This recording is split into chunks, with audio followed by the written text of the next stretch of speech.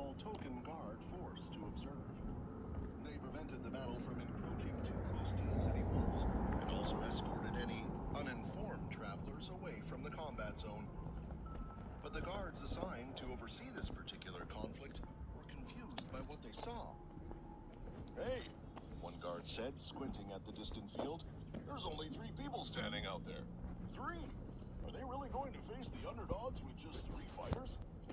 "I heard the Red Wings are based in Avrion," another guard replied. "That's several days' travel from Roland. Maybe they couldn't get reinforcements here in time?" "Then why agree to fight?" a third guard asked. "Why not just leave the city? Sure, it would hurt their pride, but that's better than dying for nothing, right?" The first guard shook his head. "Makes no sense. Usually, if 2 strong guilds face each other and one side gets dominated, the losing guild sends every member they have for revenge. That's how guild wars work." "Maybe the underdogs don't believe the rumors about the Red Wings," someone suggested. "Think about it. A newly formed guild rising to power this quickly? It does seem impossible. Why would anyone join an unknown guild instead of a reputable one?" "Still," the first guard muttered, 3 against 100. This is going to be a massacre." From the direction of Roland's gates, the underdogs began their march. Over 100 guild members in matching silver and black armor, moving in formation like a military unit. At their head walked Osborne, his massive frame making him visible even from a distance. They took their position opposite the 3 Red Wings members, a young woman with a bow, a large man with no weapon, and an old man standing slightly behind them both. "I can't watch this," one guard said. "They're going to be slaughtered." But what happened next made every guard question whether they were hallucinating. The woman, Martha, stepped forward, drew her bow, and fired a single arrow into the mass of 100 men. It struck one of Osborne's lieutenants in the shoulder, knocking him down. "Are you prepared to hand over the King Crystal?" Osborne's voice boomed across the field. Martha's response was another arrow, this one aimed directly at Osborne himself. He raised his massive shield, deflecting it at the last second. "Get them!" Osborne roared. The 100-strong force charged forward like an avalanche of steel and fury, weapons raised, war cries filling the air. "I'll leave them to you," Martha said calmly to Jack. She closed her eyes, concentrating. The guards watching saw her body begin to glow. Then, impossibly, wings sprouted from her back. Martha? Actual wings, feathered and magnificent. Martha leaped into the air, the wings carrying her She's upward subclass? with powerful beats. Kinda. "An angel!" one of the guards breathed, staring Evolved in awe. into what? "She's an actual angel!" Into wings. Because That's not she ate a possible, bunch of another crystals. stammered. Oh. "Humans can't have wings. They Then you can't helped her fly. evolve This with is... eating crystals. Oh, This is... wow. I'm just stumped." From her elevated position, Martha had a perfect view of the entire battlefield. She began firing arrow after arrow with mechanical precision, each shot aimed at opponents who looked particularly skilled or dangerous. Every arrow found its mark: legs, shoulders, hands, disabling fighters without killing them. "But what about the other 2? A guard said, pointing. "They've been left on the ground. Even if she's safe up there, those 2 will be overrun." The next moment proved even more shocking than Martha's wings. Jack didn't retreat, didn't take a defensive position. Instead, he ran directly toward the charging army, his body already beginning to change. Ray? He dropped to all fours, his bones cracking and reforming, his muscles swelling. Within seconds, the man was gone. In his place ran a massive white-furred werewolf, easily 8 feet tall on all fours, with claws that gleamed like polished steel. The front line of the underdog charge actually stopped, stumbling over each other in shock. "What is that thing? Is it shadow magic? Some kind of transformation spell?" "It's a beast! A shadow beast!" "Kill it! Kill the shadow creature before it kills us!" They attacked with renewed fury, born of fear, stabbing and slashing at the werewolf as it crashed into their formation like a battering ram. Underdog members went flying through the air from the impact. Weapons struck Jack's transformed body: swords, spears, axes. side. The blades skittered off his fur as if striking stone. Not even a scratch appeared on his white coat. Jack stood in the center of the chaos, a white werewolf surrounded by dozens of attackers, and turned his head to look directly at Osborne. I am coming for you, Jack growled. Did that just talk? He must have imagined it. Some of the underdog guild members, seeing the werewolf's power and invulnerability, decided stepping aside was the better part of valor. They gave Jack a wide berth, running around him instead of through him. Martha was too high in the sky for most fighters to reach. Only a few archers and mages with ranged attacks could even attempt to target her, and she was too fast, too dangerous. Their shots missed by yards. This left only one accessible target for the bulk of the underdog forces: Lenny. Hey! Lenny shouted as guild members approached him. What are you idiots doing? I'm not part of the Red Wings.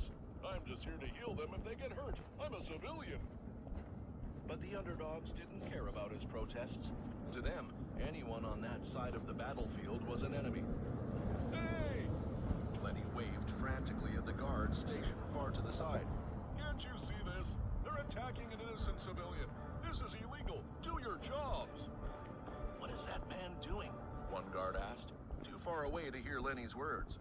I don't know. He's waving at us. Do you think he might be calling for help? Nah, that can't be. Why would he willingly stand so close to a battlefield if he wanted help? He must just be, I don't know, cheering them on or something. With no help coming from the guards and underdog members Lenny had no choice. Fine, Lenny snapped. You idiots! I tried to warn you. Just stay away from me. He clenched his fist, and white energy crackled around it. Not the healing magic of a white mage, but something else entirely. When the first underdog member came within range, Lenny's punch sent him flying through the air like he'd been hit by a catapult. What? One said, watching with the telescope. Who are these people? Another guard breathed. They're all monsters. Every single one of them. Jack, in his werewolf form, reached Osborne. The underdog guild master was easily the biggest human on the battlefield. But Jack, transformed, towered over him.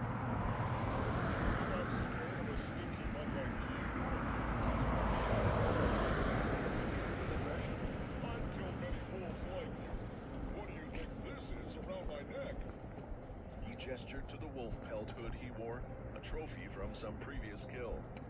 Die, beast! Osborne lifted his massive club with both hands and brought it down toward Jack's skull with all his considerable strength.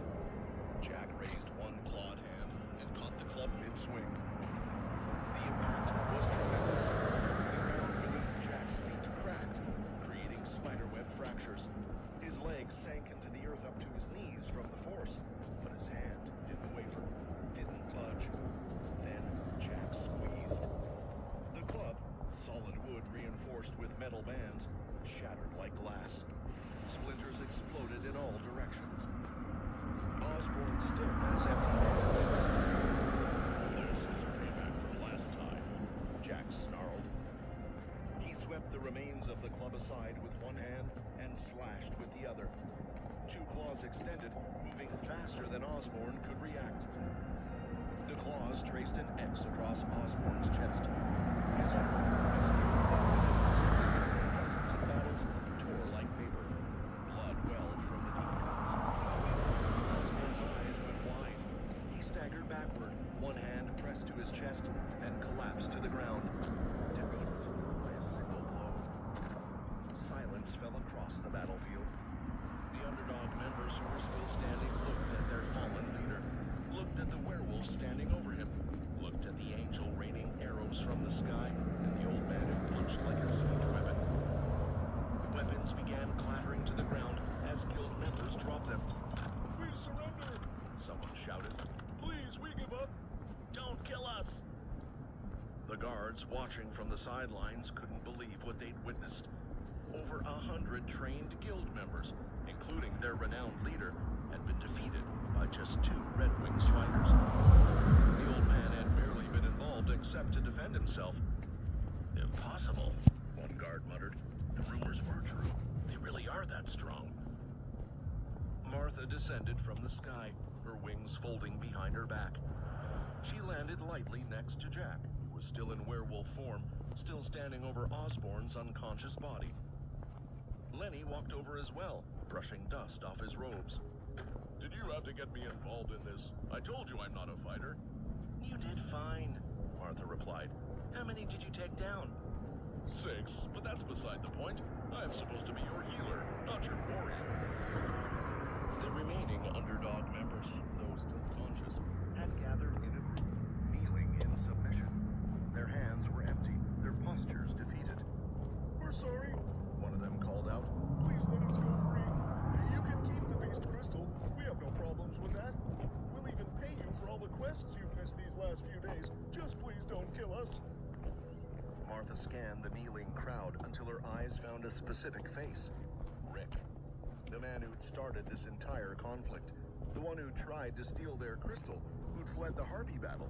Who'd abandoned his own guild member to die. You're free to go, Martha announced, but only on one condition.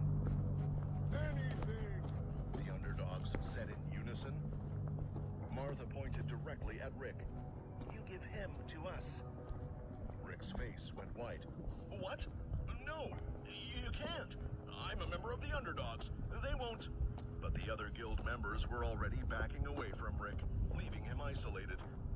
They'd lost their leader, their pride, and their reputation. They weren't about to risk losing their lives for Rick as well. Take him, someone said. He's yours. Rick tried to stand, to run, to protest. But before he could do any of those things, the ground beneath everyone's feet began to glow. A massive magic circle appeared, covering the entire battlefield. Runes and symbols blazed with blue light, spreading outward from a central point that hadn't been there moments before. What is this? Martha said, taking a step back.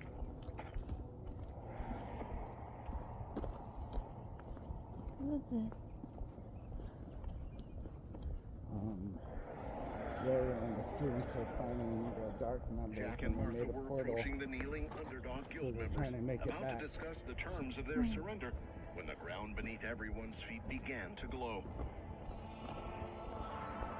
A massive white ring formed, spreading outward in perfect geometric patterns.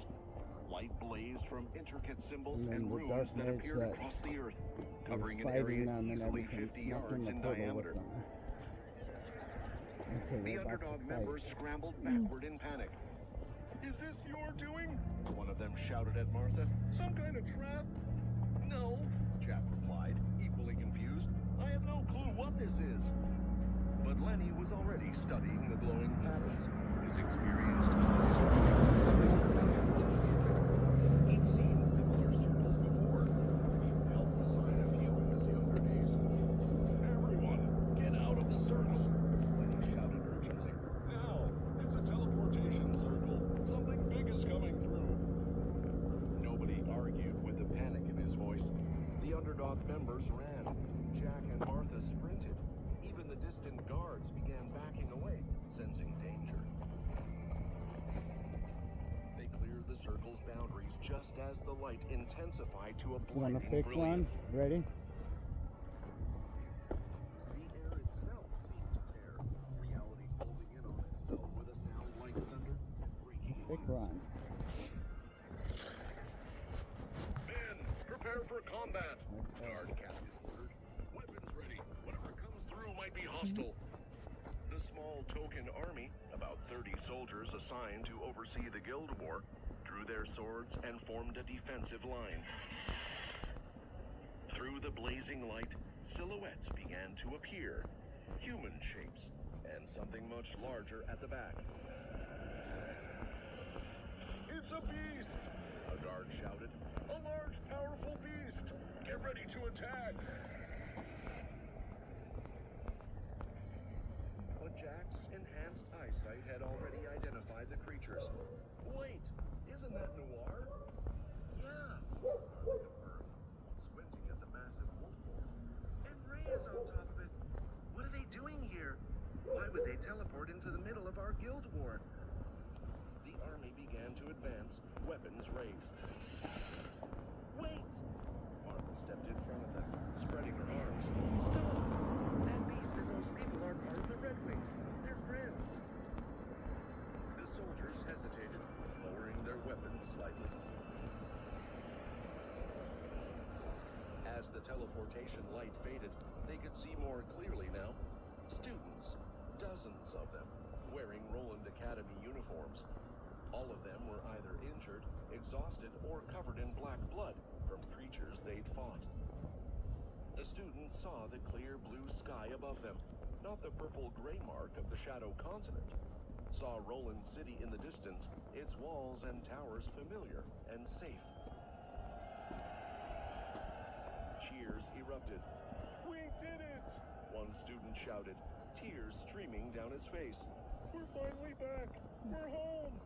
I can't believe it!" The celebrating student's words cut off abruptly.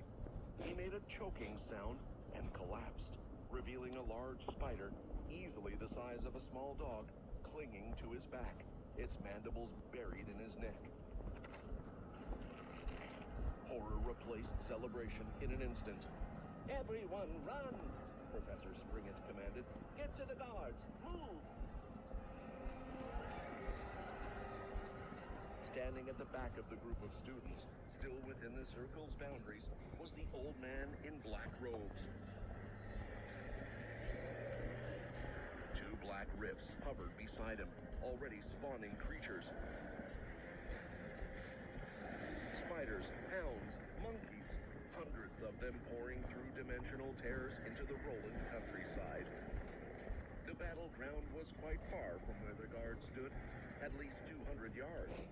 They could hear screaming, but couldn't see the details of what was happening. But Martha could. Her evolution had given her the enhanced vision of the harpies.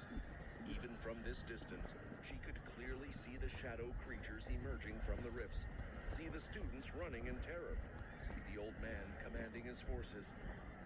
"The students are being attacked," Martha said urgently. "We have to help them. And Ray, he's still back there." She didn't waste time explaining further. Her wings sprouted from her back, and she launched herself into the sky with powerful beaks, flying toward the chaos. Jack turned to the Underdog Guild members huddled behind him. "Come on, you're coming with me." "What?" Rick sputtered. "Are you crazy? Why would we risk our lives to save some kids we don't even know?" Jack started laughing. Not a friendly sound, but something darker, more menacing. "Do you not remember what you said before?" Jack asked, his eyes gleaming. "You surrendered, right? Well, your lives belong to the Red Wings now. So you have two choices. Fight those creatures with me, or fight me instead. Your call." The Underdog members looked at each other, looked at Jack, who was casually cracking his knuckles, remembered how easily he'd defeated Osborne. "We'll fight the creatures," someone said weakly. "Smart choice." Before they'd left the Shadow Continent, in those chaotic moments when the teleportation was activating, Ray had seen the old man step through his rift, had realized immediately what was about to happen. But there'd been no time to warn everyone, no time to prepare a defense. All Ray could do was give Noir one critical order. "Noir!" Ray had shouted over the sound of the activating circle. "Take Eddie back to the city, now!" "What?" Eddie said, confused. "But go!" Ray commanded. "Eddie, trust me on this. They're after you, but you'll be safe in the city. Why are they The after guards might be Eddie? afraid of Noir at first. Because he's They a probably prince, won't he's let her through the powerful. gates. Oh, But yeah. tell them who you are. Tell them to contact your mother. They'll protect you." "How do you know about..." Eddie started. "Tell your mom I've completed my mission," Ray interrupted. Then he slapped Noir's flank. "Go!" The wolf obeyed, breaking away from the group and sprinting toward Roland City with Eddie clinging to her back. Eddie's mind raced as they ran. Did he know who I really am? Did he know all along? Just who are these people? The Red Wings? What mission? What does my mother have to do with... But there was no time for answers, only survival. The students who'd escaped the initial spider attack were running across the field toward the distant guards. Most had completely exhausted their magical power in the Shadow Continent. They had nothing left. No energy blasts, no elemental attacks, no defensive spells. They were helpless. Blake was at the front of the fleeing group, shoving anyone who got in his way. "Move!" Blake shouted, pushing a smaller student aside roughly. "Don't you know who I am? My life is more important than yours. If you don't want to mess with the Empire, get out of my way. And if you run in front of me," he shoved another student. "See what happens." Total 1 mile. 23 minutes, 12 seconds. Steps 2,608 steps. Student aside roughly. "Don't you know who I am? My life is more important than yours. If you don't want to mess with the Empire, get out of my way. And if you run in front of me," he shoved another student. "See what happens." "Bastard," someone muttered, but nobody challenged him. Everyone was too focused on running. Bliss, Max, Nora, and Cato stuck close together, Bliss? along with Professors Flynn and Springett. Guess so, yeah. These were the only ones who had any magical power remaining. Small reserves they'd conserved carefully during the last battles. Bliss They is deliberately celestial? slowed their pace, Not yet. falling I don't behind the think other so. students, turning to face the pursuing creatures. "We have to buy them time," Springett said, drawing her sword. Flynn said nervously, his hands already glowing with white healing magic. Useless for combat, but it was all he had. "We hold as long as we can," Bliss said, raising her wand. The creatures closed in. Multiple spiders, dozens of tentacle hounds, a group of white-furred monkeys leaping with preternatural speed. Several monkeys launched themselves through the air, arcing directly toward Bliss. "No!" she gasped, raising her hand to fire an energy blast. Nothing happened. Her mana was completely depleted. "Bliss!" Max shouted, reaching toward her. He thrust out his hand, trying to cast a water blade. The spell formed, barely. A thin, weak blade of water that traveled maybe 3 feet before evaporating into mist. The Well monkeys done. were still coming. Bliss raised her arms defensively, knowing it wouldn't matter. Straight from the sky, piercing the lead monkey through the skull. The creature dropped dead mid-leap, tumbling past Bliss harmlessly. More arrows followed in rapid succession. Each one found its mark. Headshots, heart shots, killing the beasts instantly. Bliss looked up and saw a figure flying above them, separated against the sky.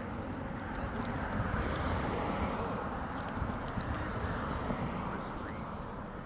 Martha descended lower, still firing at she could.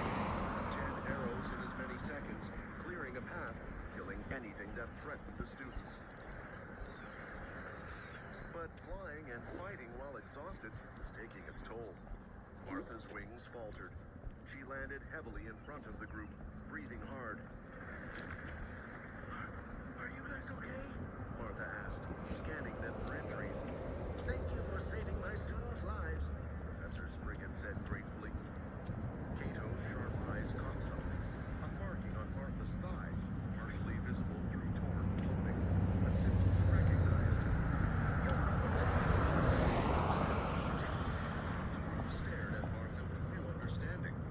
The mysterious guild that had taken down Aphrion, the one that had made such bold claims about conquering the world. "No time for explanations," Martha said. "More creatures coming. Wait. Can any of you still fight?" "Barely," No. Max admitted. "Then stay behind me and..." And across the field, the group turned to see a new force charging toward them. 40 or so fighters in silver and black armor, weapons drawn. At their head ran Jack, still in human form but moving with inhuman speed. "Kill all those beasts," Jack commanded. "If there are any strong ones you can't deal with, call me over. I'll handle them." The underdog guild members, 4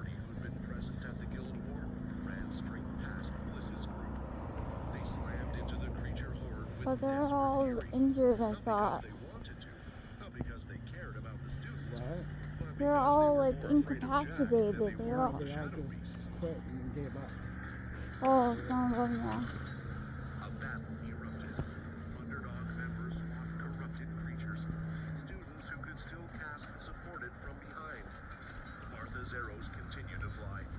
Jack transformed into his werewolf form and tore through anything that broke the defensive line. The old shadow lord stood in the distance, watching his army engage with this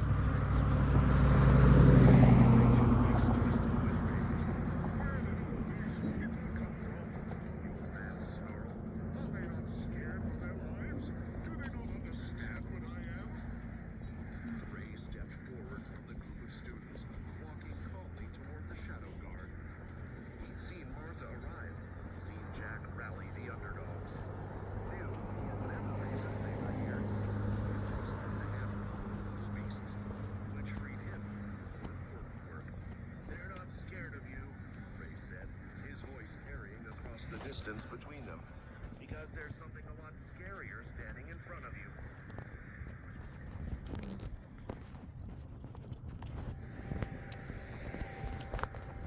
While Jack led the underdog guild members in their desperate fight against the shadow creatures, Martha seized the opportunity to escort Bliss and the other exhausted students back to where the guards were stationed. The distance wasn't far, maybe 100 yards, but for students who could barely walk, it felt like miles. The other students who'd reached the guards first were scattered across the grass in various states of distress. Some were being cleaned up by guards with wet cloths, wiping away the black blood of corrupted beasts. Others sat or lay on the ground while guards bandaged wounds and checked for serious injuries. I'll go see if I can help as many as possible, Professor Flynn said, separating himself from the group immediately. He moved from student to student, his hands glowing with white healing magic, closing wounds, easing pain. As Bliss's group joined the mass of students, Professor Springett stopped abruptly. Her eyes had locked onto a familiar figure standing among the guards, an old man in traveling robes, who looked Teacher? completely out of place in a military setting. Lenny? Teacher? Springett said, Teacher. her voice filled with Lenny, disbelief. She actually pointed, as if unable to believe her eyes. Is that really you? Lenny turned, a slight smile crossing his face. You seen this part It's already? been a long time, Let. Long time? Springett's voice rose. I've searched for you for years. You disappeared without a word, and suddenly you just turn up here at a random guild war outside Roland. It's a long story, Lenny replied calmly. Perhaps when this is all done, when we're not surrounded by shadow beasts, I can catch you up on everything. But the shortened version is this. I've been hired by the Red Wings Guild. Red Wings? Cato exclaimed, stepping forward excitedly. So I was right. That really was their marking on that woman's leg. And the boy leading the army. Ray, was it? He came to save us too. Are all the people fighting out there part of the Red Wings? Is the whole guild here at Roland? Martha shook her head. No, unfortunately, or fortunately, depending on how you look at it, you caught us in the middle of a guild war. The only actual Red Wings members present are me and Jack, the boy you saw earlier. Wait, Cato said, his analytical mind processing. What about Ray? He said he was a Red Wings member too when we were in the Shadow Continent. Is he lying? Martha considered how much to reveal. These students had fought alongside Ray, had been saved by him. They deserved some truth. Ray is also a Red Wings member, Martha confirmed. In fact, he holds a rank even higher than Jack and me. The revelation stunned the group. Oh, he's the leader? Cato's eyes widened with understanding. That's why he's so strong. That's why he could use multiple elements. The Red Wings must be training their members with techniques nobody else knows. Professor Springett studied Martha, Jack in the distance, and thought about Ray. All three were young, barely older than her students. Yet they possessed power that rivaled veteran knights and experienced mages. And somehow, they convinced her former teacher, one of the most brilliant minds she'd ever known, to work for them. just who are the Red Wings? You know Springer you're wondered. walking What kind fast. of organization can attract You know people you're like walking this? fast. No. What's the Yeah, report because on the you used to always students? tell me to Martha slow asked, down. bringing the And now conversation I'm back to barely practical keeping matters. up with you. Can we move them away from the Huh? battlefield? Yeah, you They don't look start. like they'll be much help in a fight. That better? Yeah. Lenny had already been That's really how slow you'd walk. He moved among them now, checking pulses, looking at That's when I get eyes, tired. assessing their condition No, with that's when we practiced first efficiency. started walking. I've checked several of them, Lenny reported. The diagnosis I is think it's clear. because of heavy Nearly all of them boots. are suffering from mono-sickness. Mm. They've used too much power, pushed far beyond their natural limits. I'm frankly surprised they were able to function this long, but they physically cannot move right now. Maybe the Knights could carry them back to the city, but that's not a good idea. Springett interrupted, her voice tight with worry. Those creatures seem to specifically target the weak. When we were in the Shadow Continent, if anyone tried to run or showed fear, the beasts would ignore whoever was fighting them and go straight for the vulnerable targets. No, they were If just we going tried for to evacuate Eddie. these students, it could trigger a feeding Yeah. frenzy. the Shadow Continent? Lenny's eyes went wide. You were actually in the Shadow Continent? But how? Springett and the others quickly explained what had happened. The corrupted teleportation circle, being scattered across Shadow territory, the battles with corrupted beasts, the appearance of the Shadow Guard, and finally, how Ray had organized their escape.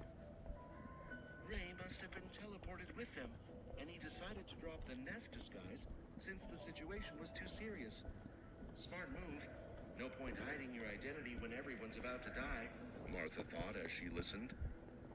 I was unable to input a precise destination for the teleportation circle, Cato added, his voice apologetic. I could only get it to transport us within a general area, somewhere in the Roland region, and I needed to make sure it would be an open field, not inside a building or underground. That's why we appeared here, in the middle of your guild war. Lenny studied Cato with renewed interest. That formation was your work? Creating a multi-person teleportation circle from memory with no reference materials while under attack? I must say, I'm genuinely impressed. Someone as young as you creating something so complex. You have real talent.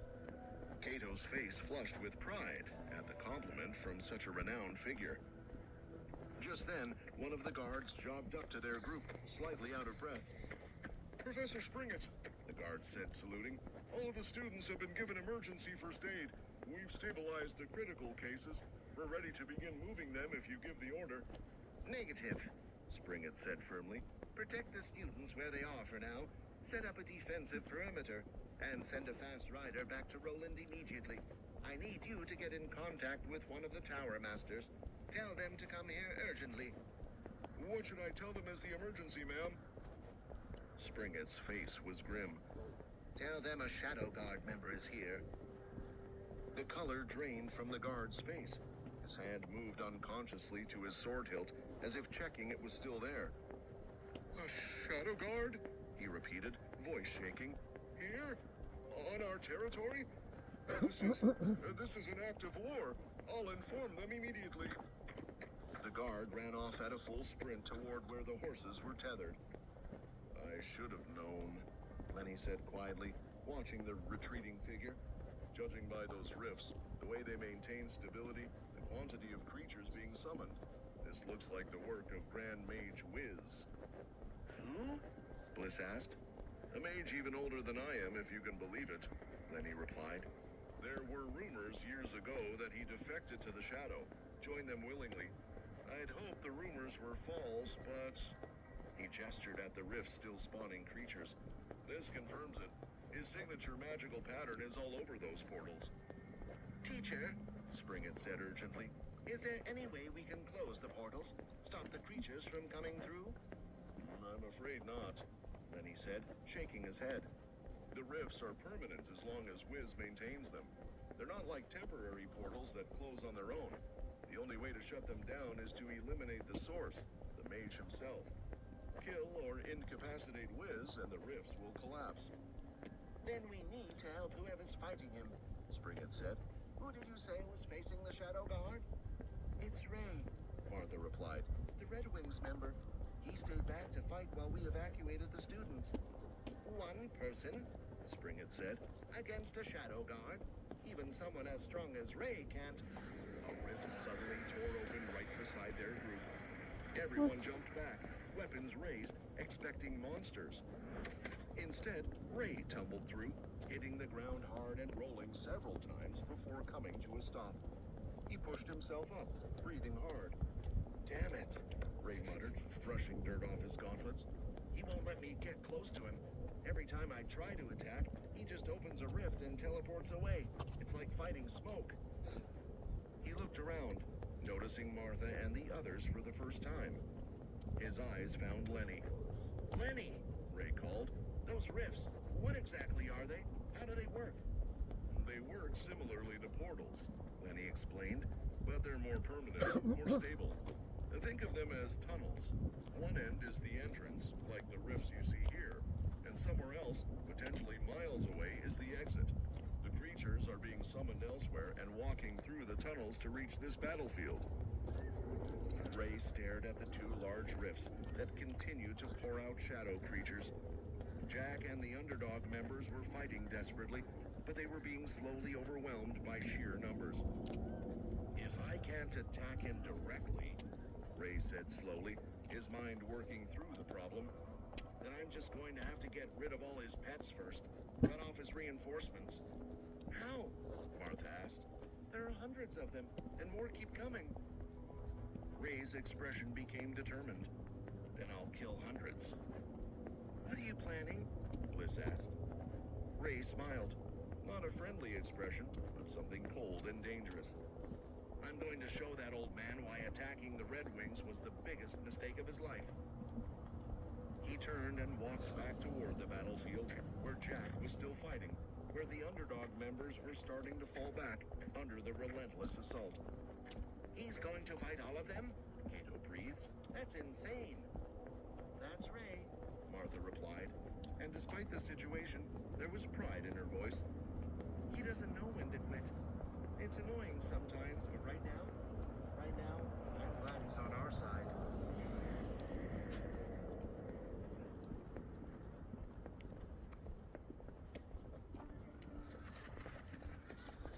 The massive black wolf's paws thundered against the corrupted ground as she raced away from the battlefield. On her back sat Eddie, gripping her fur tightly, his heart heavy with guilt and determination. Everyone back there is fighting because of me. Students are hurt. Some are even dead. All because of me. Eddie's jaw clenched. Ray had ordered him to flee. Eddie had wanted to argue, wanted to stay and fight, and he understood that. Come on, girl, Eddie urged, leaning forward. Let's go home. We need to save them. Noir seemed to understand the urgency. Her muscles bunched and released with incredible power, each stride carrying them faster toward their destination.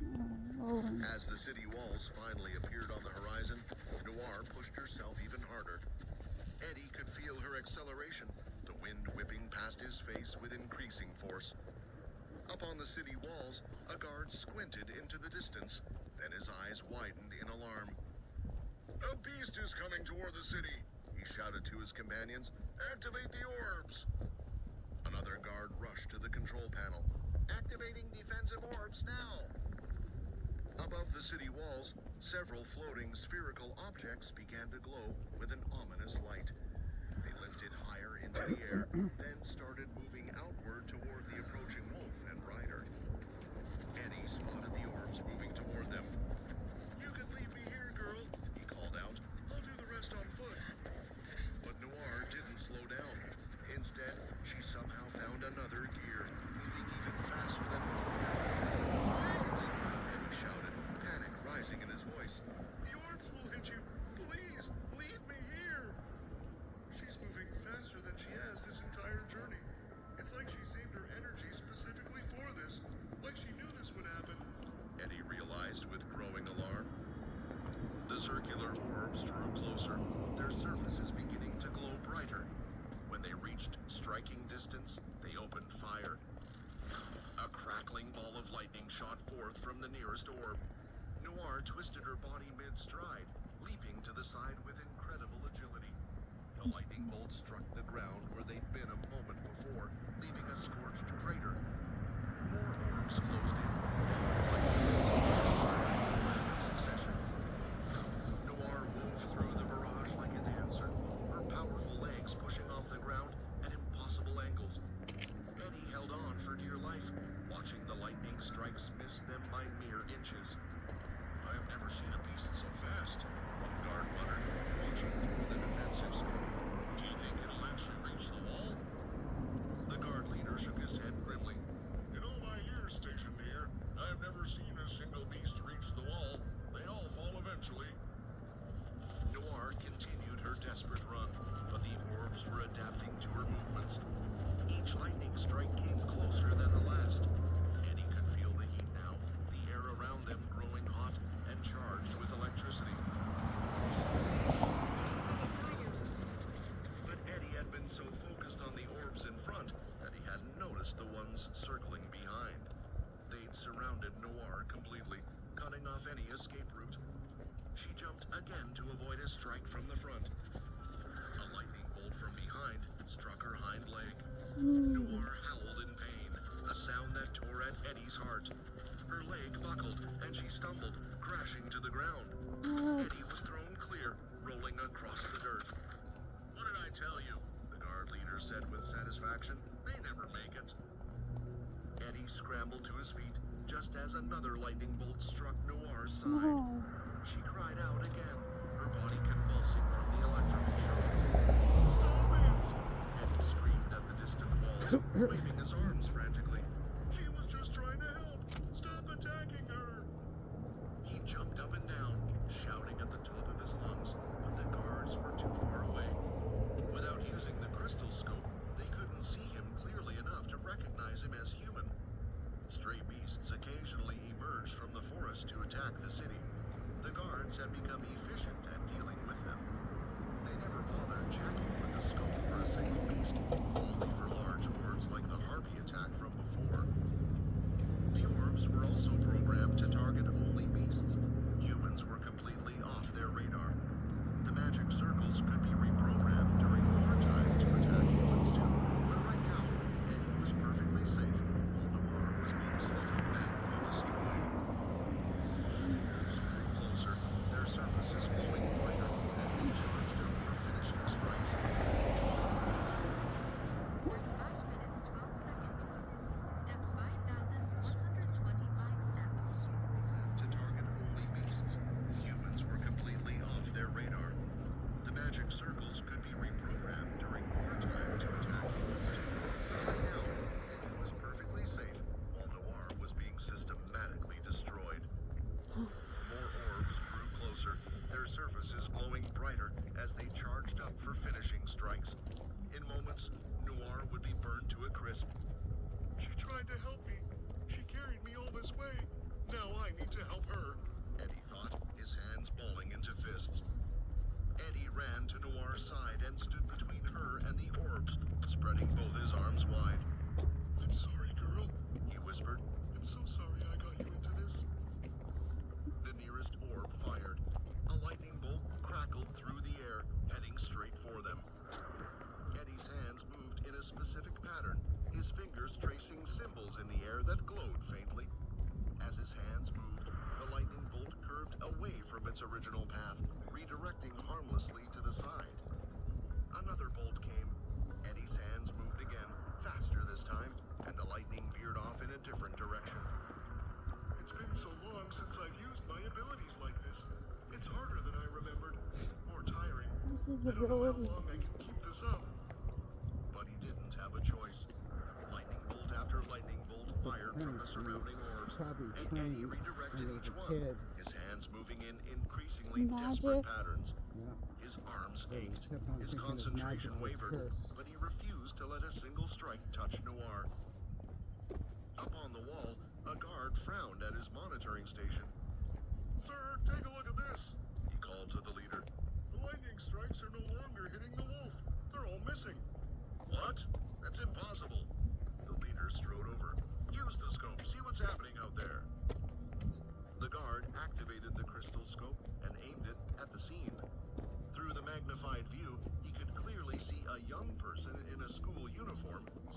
by the wolf, their hands moving in complex patterns as lightning bolts curved around them.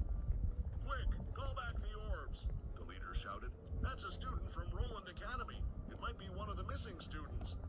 Recalling orbs now, another guard responded, working the controls. The orbs immediately ceased their attack and began floating back toward the city walls. Eddie's arms dropped to his sides, and he collapsed to his knees, completely exhausted. We made it! We actually made it! The city gates opened, and armed guards came running out, their Naruto weapons drawn in case the symbols beast is proved doing hostile, this. despite the students' protection of it. As they approached, Eddie didn't waste a second. His hands shaking from exhaustion, he reached under his blazer and pulled out a metal badge. He held it up high so all the guards could see it clearly. This is the mark of royalty, Eddie announced, his voice hoarse but firm. I am Prince Nathaniel Lancaster of the Allor Kingdom, and I demand to be taken to see the Queen immediately. The guards stopped in their tracks, their eyes widening as they recognized the royal crest. As one, they dropped to their knees and bowed their heads. Your Highness, the lead guard exclaimed. We're so sorry. We had no idea it was you. Please forgive us.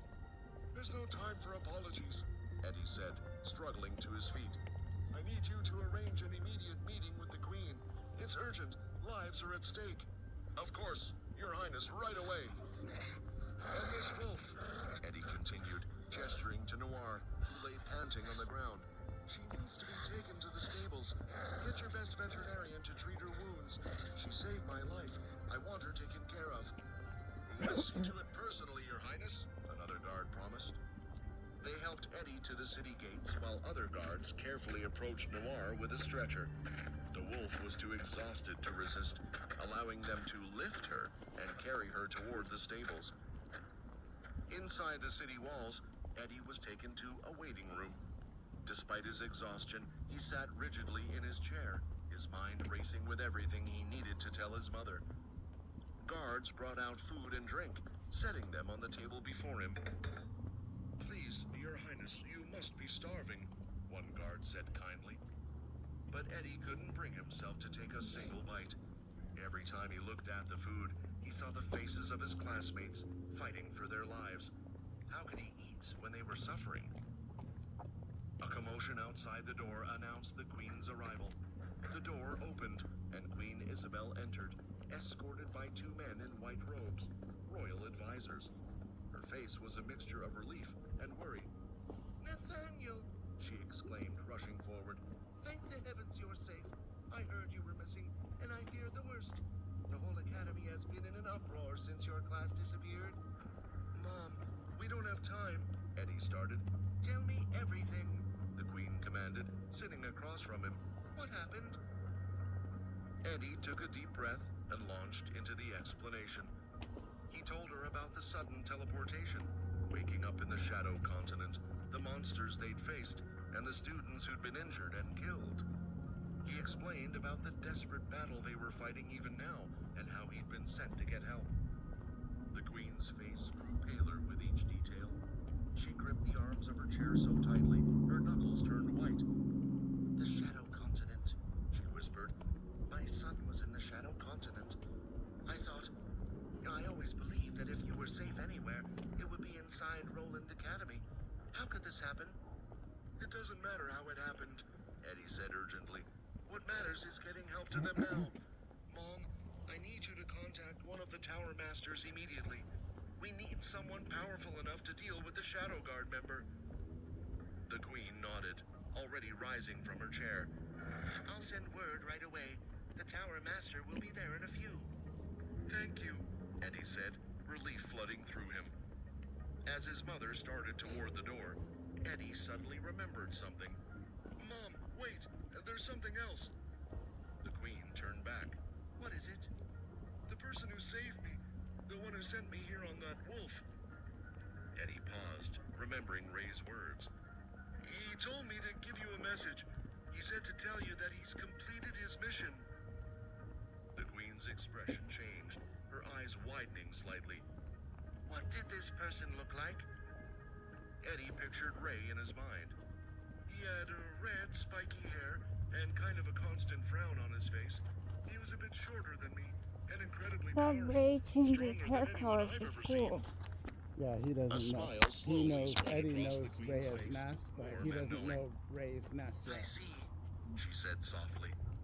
Then, to Eddie's confusion, she asked, "How has Roland been treating you? Before this terrible situation, I mean." Wait, does the Did you make queen any know who friends? Ray is? Yep, Eddie blinked at the but odd she question. doesn't know that he's Ness Why is she either. asking about friends right now? People are dying out there. But something made him actually think about it. He remembered Ness trying to talk to him multiple times, despite Eddie's cold responses. Max always greeted him with that cheerful, upbeat energy, never deterred by Eddie's aloofness. Bliss was encouraging him during training, protecting him during fights, even when he'd done nothing to earn her loyalty. I pushed them all away. I kept my distance, but they kept trying anyway. They became my friends even when I didn't know how to be theirs. Eddie smiled, a genuine smile that felt strange on his face after so much tension. "Yeah," he said quietly. "Yeah, I've made some good friends, really good friends." The Queen's smile widened. "Then it looks like he really did complete his mission."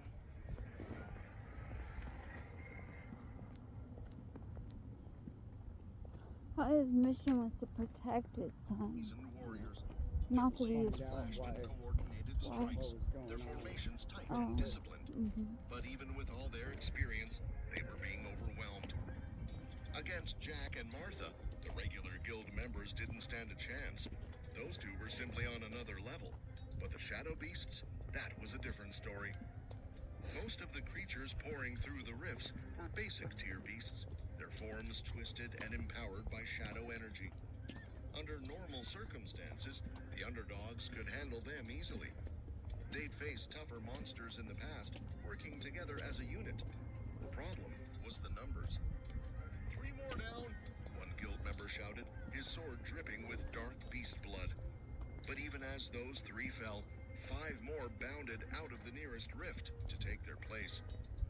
"I don't know how much longer I can keep this up," another member gasped, leaning on his sword. Sweat poured down his face, and his arms trembled with exhaustion. A shadow spider, its 8 legs ending in razor-sharp points, launched itself at the exhausted fighter's face. He was too tired to react in time. A shield appeared from nowhere, smashing into the spider and sending it flying into the ground. Rick stood there, his shield raised, breathing hard. "Watch yourself," Rick barked. Then, louder so Jack could hear, "Damn it! I can't believe he's making us fight like this. Why doesn't that guy just turn into a werewolf and get rid of all these things?" Jack heard the complaint as he moved through the battlefield, targeting the slightly stronger beasts that posed the most danger to the guild members. He wanted to transform. Gods, how he wanted to, but he couldn't. I already used most of my energy fighting Osborne. Every time I transform, there's a recovery period afterward. My body gets weak, and I can't change again for years. If I'd known we'd be fighting this long, I would have conserved my strength better. Jack thought grimly, crushing a shadow wolf's skull with his bare hands. It was a weakness he desperately needed to fix. In prolonged battles like this, his inability to maintain his werewolf form for longer periods could get people killed. Meanwhile, Ray faced off against Grand Mage Wiz at the center of the battlefield.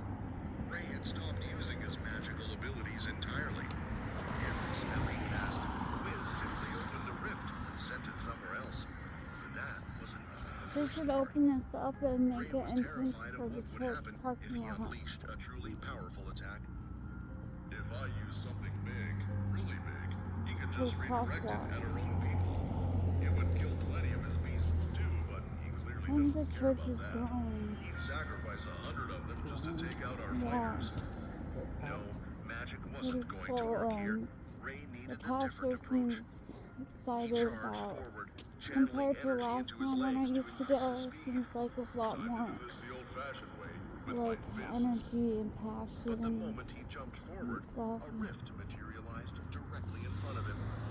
Ray's momentum carried him through, and when he emerged from the other side, he found himself standing next to Martha and the others, exactly where he'd started.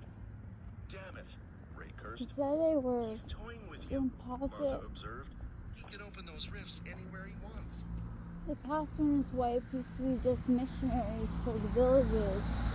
And they came from like the lower 48, and then they got invited or sent here to do this church, and they really didn't feel out of place and stuff, and they just felt like they were waiting a whole bunch, not doing it, like they feel like they didn't know what they were doing.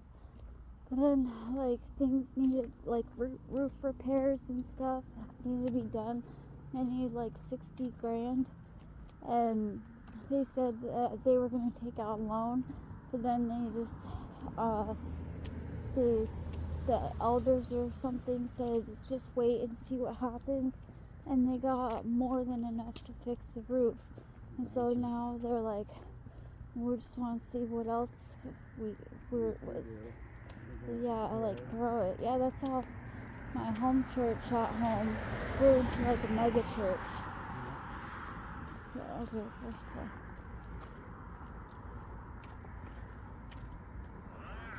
Lenny, what are these rifts? How do they work? Against Grand Mage.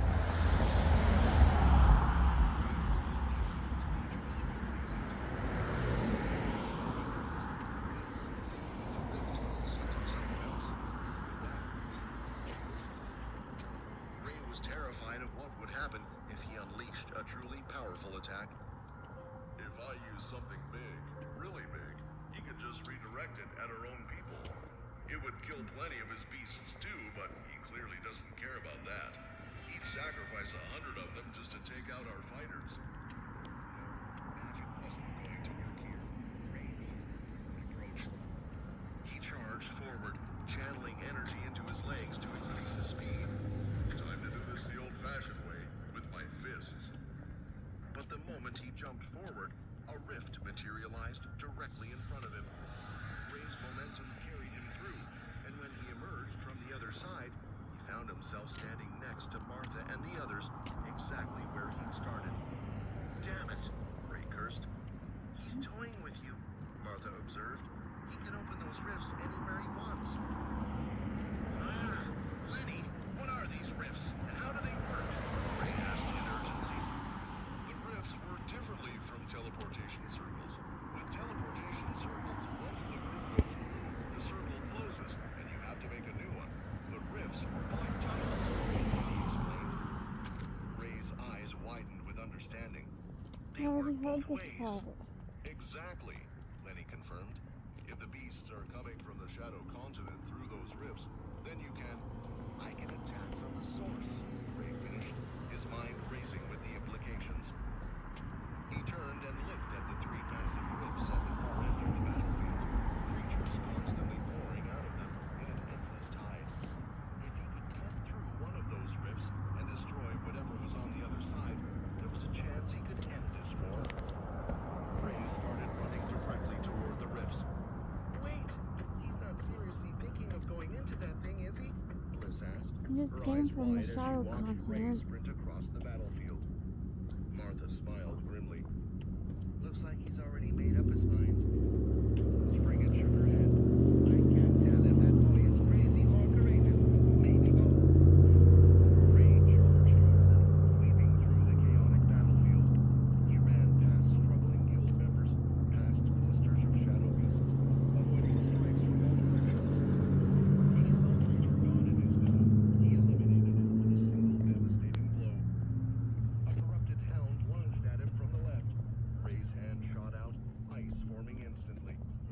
Ice ball!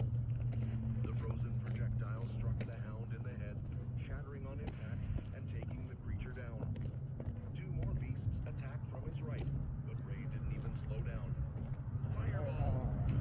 Twin spheres of flame shot from his hands, burning Wait till he both does the creatures spell instantly. Harry Ball. A white monkey swung at him with claws extended.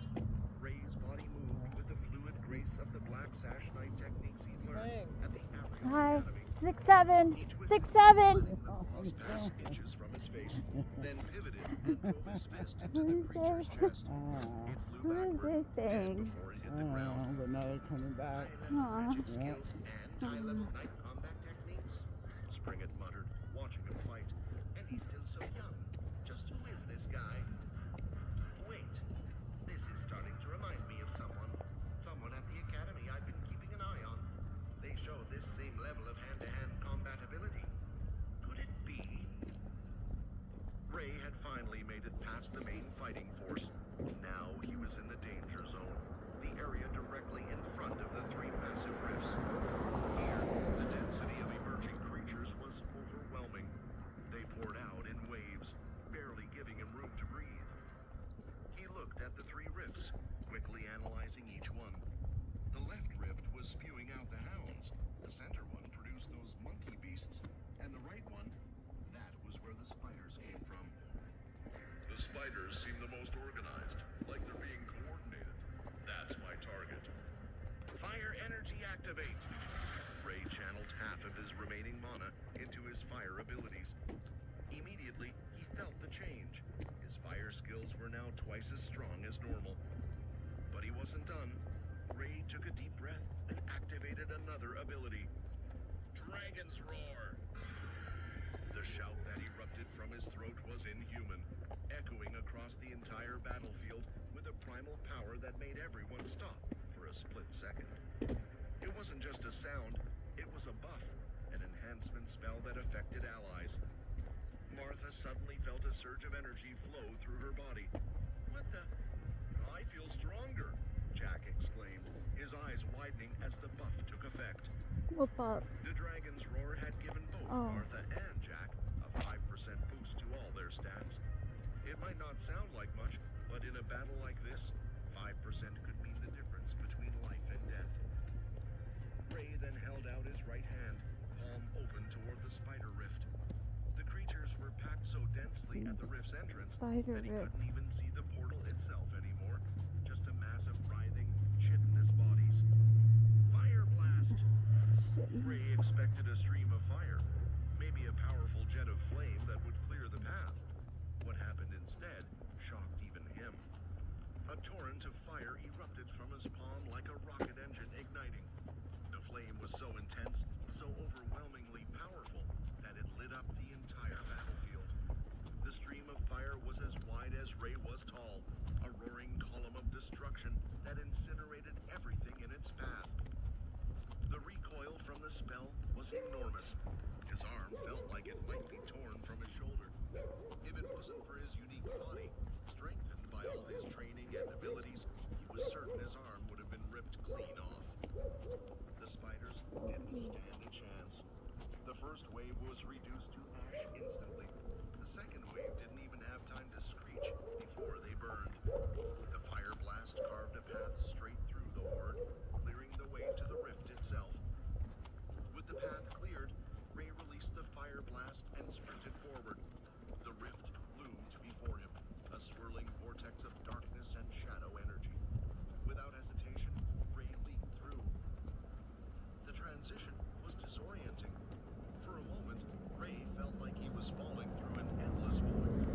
Then, suddenly, solid ground appeared beneath his feet. This wasn't the Shadow Continent. Ray found himself in a massive cavern, easily the size of a cathedral.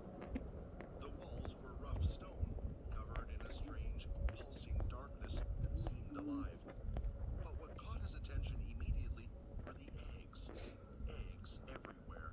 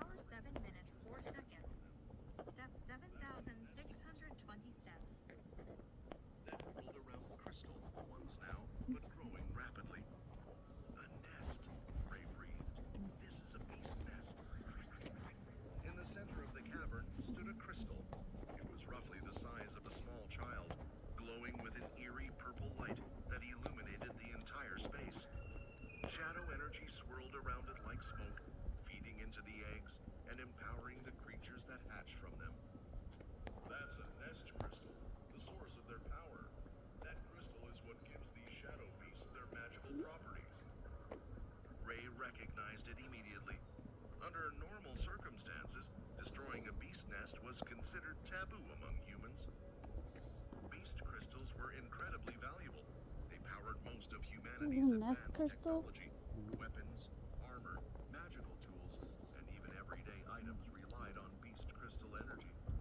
Destroying a nest was essentially destroying a future resource. But this was different. This nest is being used to attack us. It's being weaponized. The crystal pulsed brighter, as if responding to his presence. More eggs began hatching, and the spiders that emerged immediately turned their attention to Ray. Dozens of them, then hundreds, beginning to advance. Ray looked at the crystal, then at the army of spiders, then back at the crystal. His hand sparked with electricity. I wonder what would happen if I destroyed that crystal, Ray mused, a dangerous smile crossing his face. If he ate the crystal.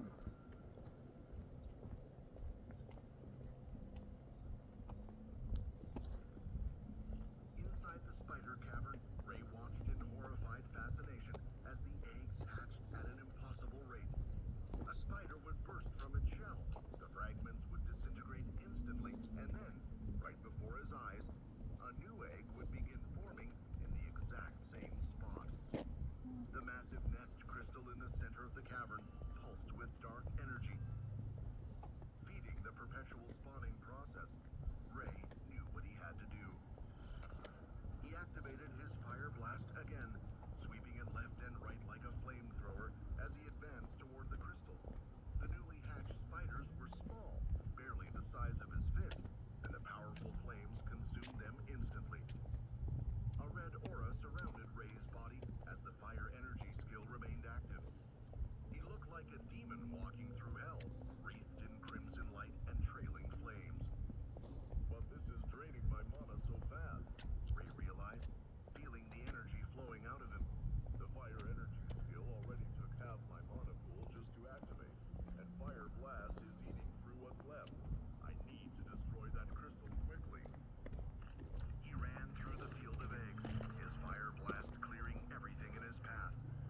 Spiders tried to swarm him from the sides, but they couldn't get close enough before being incinerated. Within moments, Ray reached the nest crystal. Standing before it, Ray felt the raw power radiating from the massive purple gem. He kept one hand extended, fire blast continuing to sweep away any spiders that approached. He reached out with his other hand and touched the crystal surface. It was warm, alive almost. A system message appeared in his vision. Do you want to eat it? A nest crystal has been found. Would you like to absorb? Oh, Ray's heart shit. leaped. Yes, this is exactly what I was hoping for. He didn't fully understand what a nest crystal was, or how it differed from a regular beast crystal. But if this crystal could provide enough power to spawn endless beasts, each with their own internal crystals, then surely he could absorb it, right? Who's gonna fall? Unless it's too high tier, Ray worried, remembering the super tier crystal he still carried that he couldn't absorb. A spider lunged at his face. Ray's fire blast swept across and reduced it to ash without him even looking. Oh, good. It moved away. Oh, Good. Ray decided. are those lights on before? Alright. I always always pee in the woods. In the corner.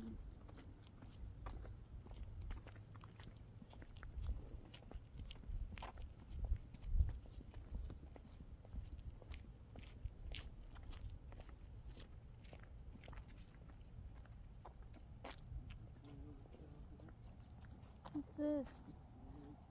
What? Oh wow.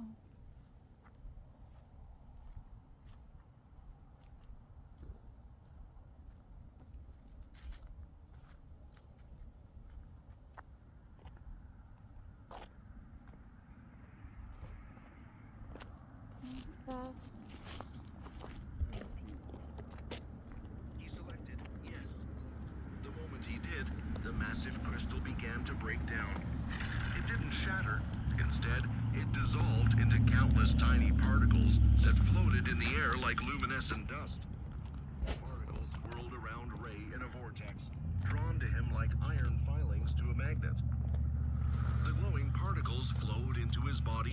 mouth, his nose, his ears, every opening. Ray expected it to feel invasive or painful, but instead, it was the opposite. Refreshing energy surged through him, cool and revitalizing. His mana pool, which had been nearly depleted, began filling rapidly. The aches and pains from the battle, bruised ribs, strained muscles, the burn in his shoulders from maintaining fire blast, all of it faded away. It felt like diving into a healing spring after a grueling fight. This is incredible, Ray marveled. The last particle of the nest crystal entered his body, and a new message appeared. Nest crystal successfully absorbed. 20 points have been obtained. 90 of 100 advanced tier points. Ray blinked in surprise. Wait, the message is different this time. Usually, when he absorbed a beast crystal, the system would say, advanced tier points obtained, or something similar, specifying which evolution stage the points apply to. But this message just said, points. No qualifier. Does that mean nest crystals can add points regardless of what evolution stage I'm at? That would make them incredibly valuable. I've had trouble finding appropriately tiered beasts in the wild, but if nest crystals work at any level, then it can help me gain power faster. Ray wondered, his mind racing with the implications. The other surprising thing was the amount.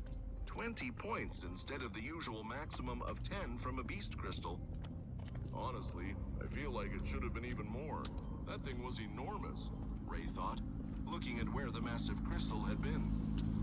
He did the math quickly. 20 points from this crystal, and he was at 90 of 100. One more crystal would push him over the edge. Around him, the cavern was changing. The eggs that had been constantly respawning began dissolving, melting away like ice in hot water. The spiders that had already hatched remained active, screeching and charging at him, but without reinforcements, they were manageable. Fireball! Ray called out, sending spheres of flame at the approaching spiders. Fireball! Fireball! Each blast connected perfectly, reducing the creatures to ash. The nest crystal had not only refilled his mana, it had brought him back to maximum capacity. Combined with the fire energy buff still active and the Dragon's Roar enhancement, he felt stronger than ever. Ray ran toward the swirling portal and leaped through. When Ray emerged from the rift onto the battlefield, several people noticed immediately. He's back! Someone shouted. Martha glanced over, her eyes widening. Wait, he looks even better than when he went in. What happened in there? More importantly, Jack called out, crushing a hound's skull. why aren't any more spiders coming out? The rift behind Ray remained open, its dark surface swirling ominously. But no creatures emerged from it, not a single spider. At the back of the battlefield, Grand Mage Wiz stared in disbelief, his face contorting with rage. Did he really destroy the nest? Wiz shouted, his voice cracking. That bastard! Those things aren't easy to find. Does he have any idea how long it took me to locate 3 of them? Wiz clenched his fists, shadows swirling around him in response to his anger. His fighting skills had never been his strength. He was arguably the weakest of the Shadow Guard in direct combat, but his rift magic made him invaluable. The ability to instantly transport beasts from their nests to any battlefield made him a game changer in warfare. He sputtered, watching Ray from across the battlefield. I didn't expect anyone this strong to be in this kingdom. On the front lines, the tide of battle had shifted noticeably. With the spiders gone, there were fewer creatures to fight. The pressure on the Underdog Guild members eased somewhat. But somewhat wasn't enough. I'm slowing down. One guild member panted, his sword feeling heavier with each swing.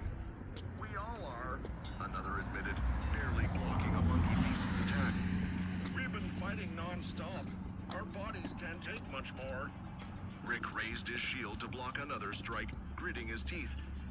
We just need to hold on a little longer. That guy, Ray, he's doing something. We need to buy him time. Ray surveyed the battlefield quickly, taking in the exhausted fighters, the still overwhelming number of beasts, and the two remaining rifts still spawning creatures. They're getting tired. I need to finish this fast. He cupped his hands around his mouth and shouted across the battlefield. Jack! Jack looked up from the beast he was fighting. I'm leaving everything to you! Ray called out. Jack's face split into a huge grin. He raised his fist high and gave Ray an enormous thumbs up. You can count on me, boss! Boss? Several guild members thought simultaneously, exchanging confused glances. What's that about? Ray didn't wait for questions. He turned and sprinted toward the second rift, the one spawning the white-furred monkeys. Without hesitation, he leaped through. No! Wiz screamed, seeing Ray disappear into the portal. Not again! His hands moved in complex patterns, dark energy gathering around them. The rift's surface rippled and then solidified, sealing shut with a sound like a door slamming. There! Wiz said with vicious satisfaction. Now You you're can trapped in there teleport with back. no way back. Let's see how you handle being stranded Watch in a this. beast nest, you crystal-destroying bastard! How What does Wiz it didn't know, teleport? what he couldn't know, was that Ray possessed a teleportation skill that could return him to Martha or Jack at any time. The rift closing was an inconvenience at most. I But was Ray gonna had say, I another thought reason Ray for could telling punch Jack to handle through. things. The words he'd chosen weren't random. With one more crystal, I'll hit the evolution threshold, and evolution always takes time. I need Jack to hold the line while I'm vulnerable. Ray thought as he emerged into the Oh. monkey nest. The white-furred monkey nest was different from the spider cavern. Instead of eggs covering every surface, there were slimy, translucent sacs attached to the walls. As Ray watched, one of the sacs burst open and a tiny monkey fell out. Aww. The creature was barely larger than Ray's hand, nearly hairless and weak. But even as it hit the ground, white fur began sprouting across its body. Within seconds, it had grown to the size of a small dog, fully matured and ready to fight. More sacs were bursting open now, responding to Ray's presence. Dozens of monkeys were maturing rapidly, their eyes fixed on the intruder. Ray didn't give them a chance to organize. Fire blast! He swept the stream of fire across the cavern, left to right, and back again. The fire energy skill was still active, amplifying his flames. Combined with the Dragon's Roar's 5% boost, his fire attribute was at an absurd level, well over 200 points. The creatures screeched and tried to swarm him, but they were too slow. The flames caught them midly, reducing them to ash before they could land a single blow. The immature ones, still in their sacks, couldn't even escape before the fire consumed them. Ray walked steadily toward the center of the cavern, where another massive nest crystal pulsed with dark purple energy. This one was slightly smaller than the spider nest's crystal, but still easily the size of a large child. Ray placed his hand on the crystal surface. A nest crystal has been found. Would you like to absorb? Ray didn't hesitate. Yes. The crystal began breaking down immediately, dissolving into those same luminescent particles. Of all They the swirled through monkeys. the air and flowed into Ray's body, bringing that same refreshing surge of energy. His mana refilled completely. The minor strain from maintaining Fire Blast vanished. He felt like he could fight for another full day without rest. Then, the final message appeared. Nest crystal successfully absorbed. 20 points have been obtained. 100 of 100 advanced tier points. Evolution process has begun. Well, how does Ray evolve? He's not a vampire. Ray couldn't even remember the last time he'd seen an evolution notification. It had been so long. With advanced tier creatures being rare in the Allure Kingdom, he'd honestly thought it would take months, maybe even years, to reach this threshold. But here he was, ready to evolve again. The process began almost immediately, and Ray braced himself. This was the part he hated most about evolving, the agony. The feeling of his bones breaking down and reforming. His entire body was being restructured at a fundamental level. Not this time. I'm not going to scream.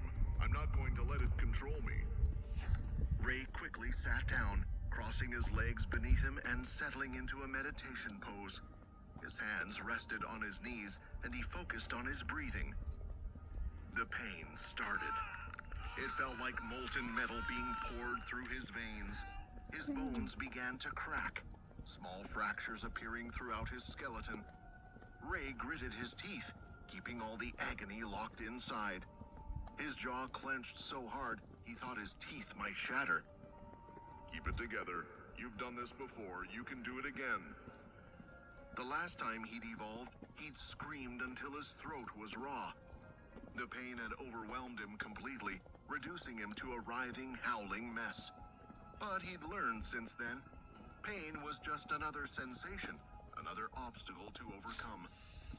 Ray breathed in slowly through his nose, held it, then released it through his mouth. Again and again. Each breath helped him center himself, helped him distance his mind from what his body was experiencing. Ray's bones finished breaking and began reforming, stronger and denser than before. His muscles tore and rebuilt themselves. His very cells were being rewritten. And through it all, Ray remained silent. Sweat poured down his face. His body trembled violently, but he didn't scream. "I will return to being what I once was," Ray whispered, his voice strained but steady. "No matter how long it takes, no matter how much it hurts." Outside on the battlefield, the Underdog Guild members continued their desperate fight.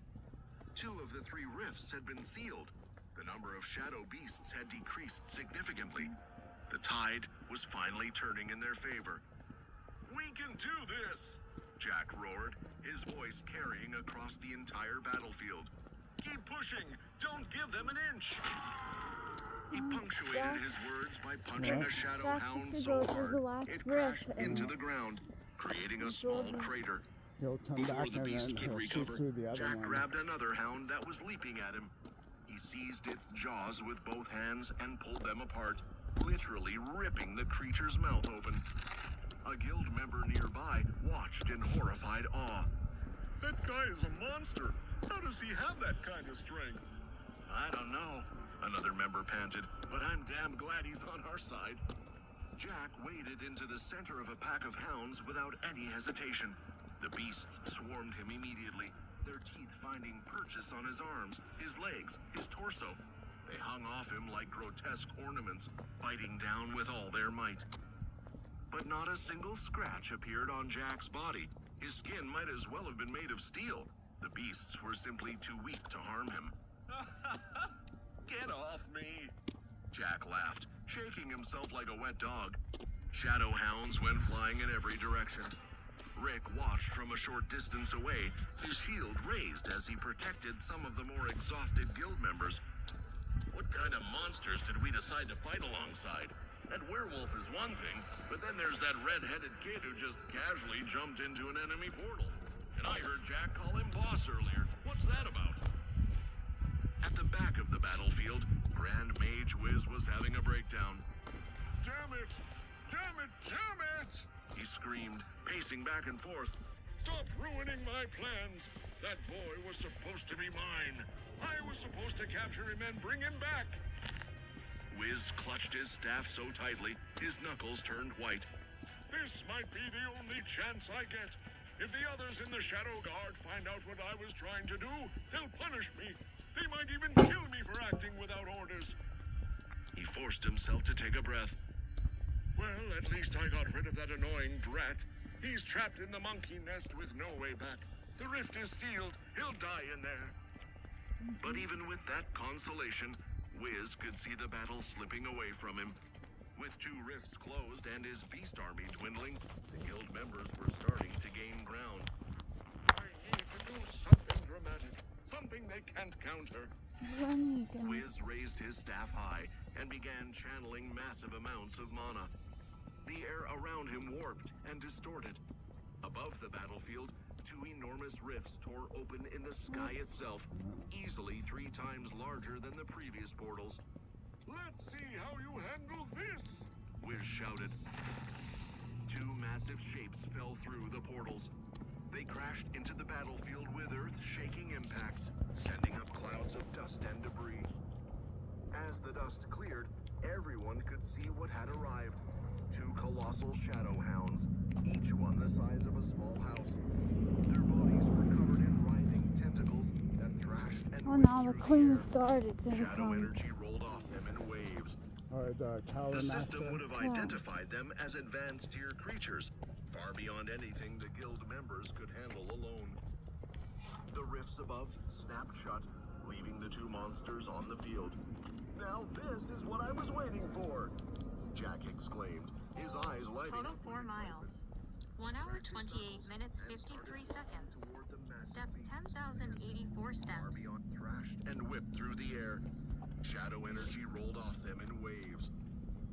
The system would have identified them as advanced tier creatures, far beyond anything the guild members could handle alone. The rifts above snapped shut, leaving the 2 monsters on the field. Now this is what I was waiting for, Jack exclaimed, his eyes lighting up with excitement. He cracked his knuckles and started walking toward the massive beasts. But before Jack could take more than a few steps, a bright white light appeared directly beside him. It started as a small point, then expanded rapidly, growing What is it? brighter and brighter until What's this? everyone had to shield their eyes. What now? One of the guild members shouted. When the light faded, a figure stood where it had been. A man with spiky red hair, dressed in travel-worn clothes. Jack turned to look at the newcomer, and his jaw dropped. Boss? The question came out confused, almost uncertain, and Jack had every right to be confused. Because the person standing before him was definitely Ray. The facial features were identical, the red spiky hair unmistakable. But this wasn't the 17-year-old boy Jack had traveled with over the past year. This was a man. Ray looked older. Not drastically so, maybe early 20s instead of mid-teens, but his body had filled out with lean, defined muscle. His shoulders were broader. His jawline was more chiseled, more angular. Even his posture seemed different, carrying himself with a natural authority that hadn't been there before. Is that really you? Jack asked, walking around Ray in a circle. What happened? Did you age? Did time move differently in that portal? Ray smiled slightly. Something like that. I'll explain later. Back in the Monkey Nest Cavern, mere moments earlier, Ray had just completed his evolution process. The pain faded like a receding tide. Ray opened his eyes and took a deep breath. His first since the transformation began. The air tasted different somehow. Clearer, richer. Advanced tier evolution complete. 0 of 100 king tier points. Race, Dracator. Dracator? Ray stared at the messages. What's King Dracator? Tier. I've reached King Tier. It had been so long since his last race change, It's a and now he was a Dracator. Dracator, whatever that meant. The system never provided detailed explanations, but Ray could feel the changes in his body immediately. He stood up and immediately noticed something was off. Wait, is the cavern smaller or... Ray looked down at his hands. They were larger than before. His arms were longer, more muscular. He looked at his legs. Same thing. Everything about him had grown. I'm taller, significantly taller, maybe half a foot or more. But that wasn't the only change. There was something else. Something Wiener. he could feel but couldn't quite That's place. a big boner. Like a new limb he wasn't used to controlling yet. A new limb. Ray reached behind himself, trying to identify the sensation. His Oh, hand it's touched got a something tail. that definitely hadn't been there before. Something that had torn through the back of his trousers. What? He twisted around, craning his neck to see what it was. A tail. A small tail. What? Barely more than a sharp bump protruding from just above his tailbone. It was covered in red scales that matched the ones running up his arms. A Tail? I have a tail now. Ray concentrated, trying to move it. After a few seconds of effort, he managed to make it wiggle slightly. Just the tiniest movement. Well, it's not like before, Ray muttered, thinking back to his past life. But at least it's a start. He examined the rest of his body more carefully. The scales that had previously only extended to his forearms now ran all the way up past his elbows. They were more defined, too, each one clearly visible and slightly overlapping the next. Ray touched his face, running his fingers along his hairline. He could feel scales there, too. Small ones forming a pattern around the edges where his hair met his forehead. But there was no time to marvel at his transformation. Jack and Martha were still fighting out there. The battle wasn't over. And while Ray trusted them to handle most threats, Grand Mage Wiz was cunning and dangerous. There was always the chance he had more tricks hidden up his sleeve. Besides, Ray wanted to test his new body, wanted to see just how much stronger he'd become. Before teleporting back, Ray activated his transform skill. The scales on his face and arms shimmered and disappeared, hidden beneath an illusion of normal human skin. The tail vanished from view as well. But Ray decided to keep his new height and build. This is going to be my regular form from now on. The others might as well get used to it. Transportation skill activate, Ray commanded, teleporting to Jack. White light enveloped his body. The cavern walls faded away, replaced by swirling energy. The transition took about 30 seconds, longer than usual, but Ray attributed that to teleporting across such a distance and through dimensional barriers. When the light faded, Ray found himself standing on the battlefield, right beside Jack. And directly in front of them were two enormous shadow hounds, their tentacles writhing menacingly. Perfect timing. These will be ideal for testing my new power, Ray thought, a smile spreading across his face. Jack, Ray said, placing a hand on his friend's shoulder. I'm going to have to borrow your power for a little while. Jack didn't ask why. He'd seen Ray do this before, Ray already and he got a bunch trusted of him power. completely. Take whatever you need, boss. Ray activated Mana Steel, drawing key energy from Jack's body into his own. Jack had been training diligently, improving his key cultivation significantly. According to Ray's system, Jack now had around 150 mana points, an impressive amount. Ray pulled the energy in, feeling his own reserves swell. His mana increased from 200 to 300 points. His body thrummed with power. Now let's see what I can really do. Ray still had both of his buff skills active, Fire Energy and Dragon's Roar. Combined with his evolution boost and the borrowed mana, he was operating at a level he'd never reached before.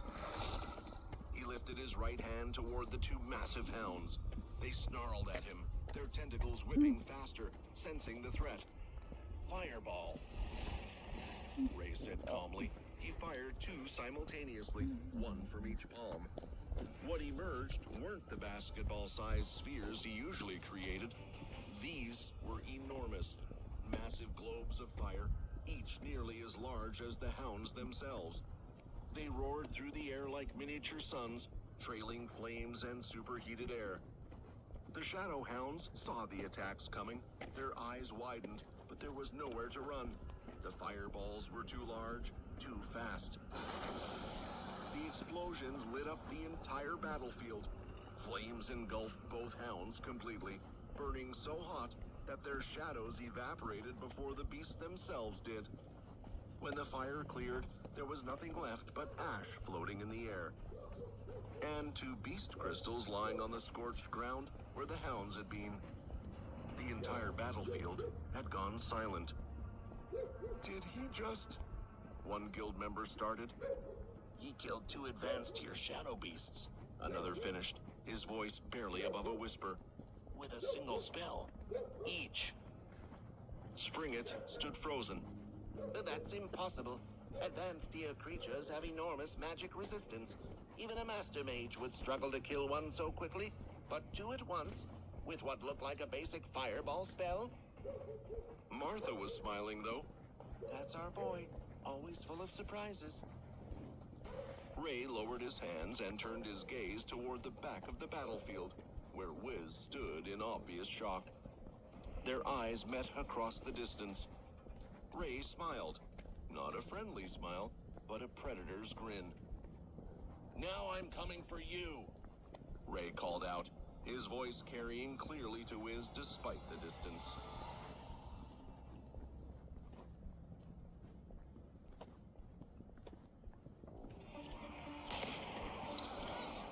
Professor Springett stared at the battlefield, watching massive fireballs detonate among the shadow creatures. The explosions were enormous, each one powerful enough to kill multiple beasts Who's the Tower simultaneously. Master? Advanced tier creatures that should have taken coordinated attacks from multiple mages were being reduced to ash in seconds. That's strength, Springett breathed. it's on par with the Tower Masters. How is that possible? He's just a student. I don't understand, Bliss said, her voice filled with confusion. Is that really the same person who went into those rifts? Why does he look so different? His appearance has changed. His aura is different. Even the way he moves looks more powerful. No, that's our boss, all right, Martha said with certainty. I can tell straight away. That's Ray, no question about it. The others exchanged glances, trying to process what they were seeing. Ray had disappeared into the rifts multiple times during the battle. Each time he emerged, he seemed stronger, more dangerous. Could those rifts lead to a world where time moves differently? Cato theorized, his analytical mind searching for explanations. A place where years pass while only minutes pass here? That would explain the increase in strength, the change in appearance. No, Lenny interrupted quietly. There's no such magic that enables accelerated time flow. Not permanently, not controllably. What we're seeing isn't temporal manipulation. Then what is it? Springett asked her former teacher. I believe it's Ray's own unique body, Lenny said, watching Ray summon another massive fireball. His ability to grow stronger through combat. I've seen hints of it before, but this is extraordinary. The battlefield was changing rapidly. Of the three rifts that had been spawning creatures, only one remained open now, the one that had been producing the tentacle hounds. Ray stood before it, clearly preparing to enter again. Wiz could see what was about to happen. Whatever was occurring when Ray entered those rifts, he emerged stronger each time, and he could somehow teleport back out through dimensional rifts that should have trapped him permanently. How is he doing that? Wiz thought, panic creeping into his ancient mind. The rift should be one way. Nothing should be able to escape back through them without my permission. Yet this boy treats them like doorways. What is he? Ray took a step toward the final rift. Wiz made a decision. His hand moved, his staff glowed, and the rift snapped shut instantly. Damn it, Ray cursed, stopping mid-step. He closed it. Is this person? Wiz muttered from his position across the battlefield. He ruined all of my carefully laid plans. How did the Shadow miss him in their intelligence reports? Before transporting the students to the Shadow continent, Wiz had done extensive research. He'd studied the professor's capabilities, analyzed the students' power levels, and planned his forces accordingly. With just the teachers' and students' combined strength, he should have been able to kill them all easily. Or at least capture Prince Nathaniel, which was the primary objective. It had seemed wasteful to use anything more than necessary, so he'd only prepared 3 basic tier beast nests. Efficient, economical, sufficient for the task. But this Ray, this Red Wings member, had torn through everything, destroyed his forces, demolished his strategy, made him look like a fool. I'll remember this. Wiz thought bitterly. Ray didn't waste time mourning the closed rift. He dashed forward, passing the exhausted Underdog Guild members who were finishing off the last surviving shadow beasts. When he was in clear range, he raised both hands and began gathering mana. The air around him shimmered with heat. fire condensed in both palms, growing from sparks to flames to blazing spheres of destruction. Two large fireballs formed simultaneously. Then, as Ray brought his hands closer together, they merged, combining into a single massive projectile that dwarfed anything he'd thrown before. Let's see you redirect this one. Ray said, and launched it directly at Wiz. Sweat appeared on Wiz's ancient face, visible even from a distance. The stress of the battle, the unexpected resistance, the drain on his magical reserves, it was all catching up to him.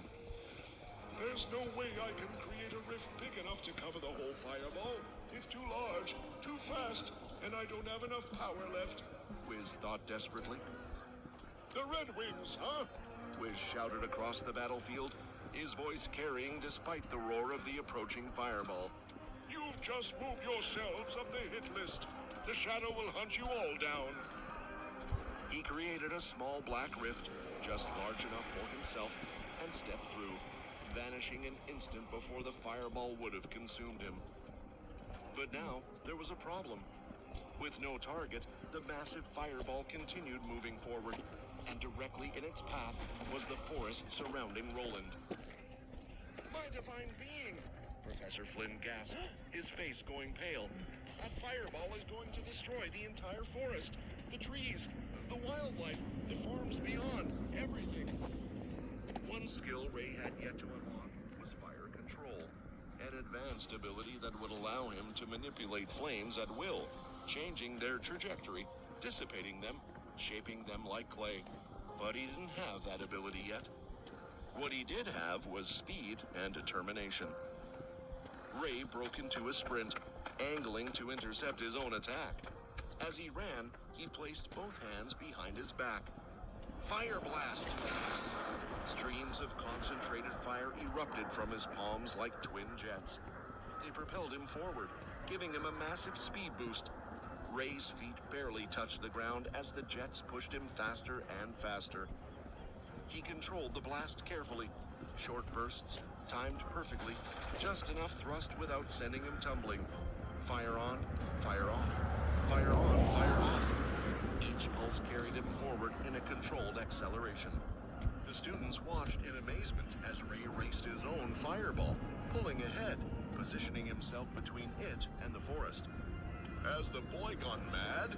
Lenny said, with genuine concern in his voice. Just because an attack comes from yourself doesn't mean you can survive taking the hit. But Ray was confident. His fire energy skill doubled not just the power of his fire attacks, but also his fire resistance. And there was another factor. Each time his body evolved, from basic to intermediate to advanced, it became less human and more beast-like, more durable, more resilient. It was able to withstand impacts that would pulverize a normal person. The fireball was almost upon him when something impossible happened. The massive sphere of flame began changing direction. Not slightly, not gradually, but sharply, dramatically, lifting upward at an angle that defied physics. It continued its new trajectory, climbing higher and higher into the sky until it looked like a miniature sun hovering above them all. Disperse, a deep voice commanded. The fireball exploded, but not in one devastating blast. Instead, it split into hundreds of smaller fireballs that scattered across the sky like fireworks. Each one detonated harmlessly in the upper atmosphere, creating a spectacular light show, but doing no damage. Looks like a negative toy, the voice said. Tell him. The students and guards turned to see who had spoken. A man stood at the edge of the battlefield, tall, powerfully built, with curly brown hair. He wore minimal clothing, just a large overcoat that flapped in the wind and a pair of bright red gloves on his hands. The guards immediately dropped to their knees, bowing deeply. Sir! The guard captain called out. Tower Master Gideon, thank you for saving the forest.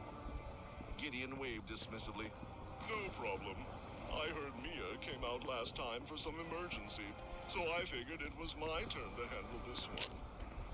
His eyes scanned the battlefield, taking in the carnage, the exhausted students, the bruised underdog members. Then his gaze fixed on Ray, still standing where he tried to intercept his own fireball. So, the Shadow Guard has finally decided to infiltrate Roland, huh? Gideon said, his voice hardening. Well, with me here, no one is going to reach the city. I'll stop you right here. Flames began forming around Gideon's left arm.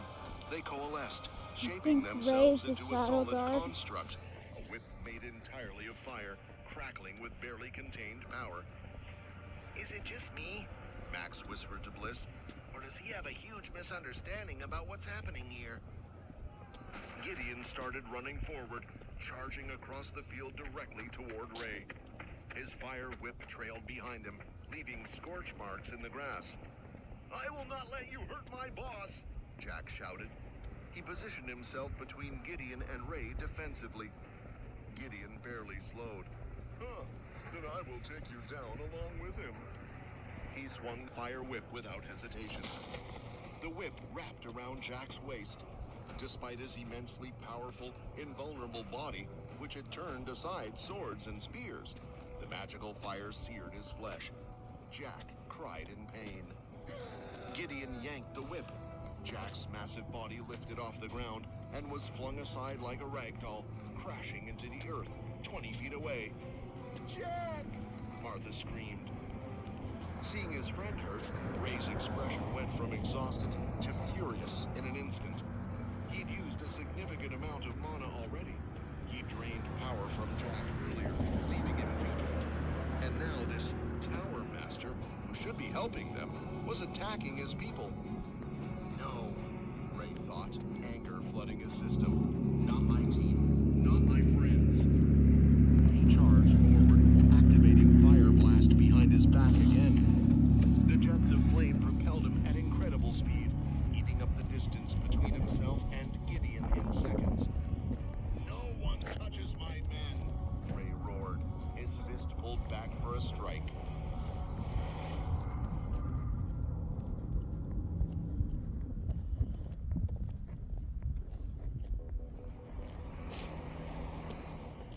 Ray and Gideon were both charging toward the center of the field where... Total 5 miles. Have you been injured? 1 hour, Someone 50 else's minutes, home? 21 seconds. Advanced attorneys. Steps 12,521 steps.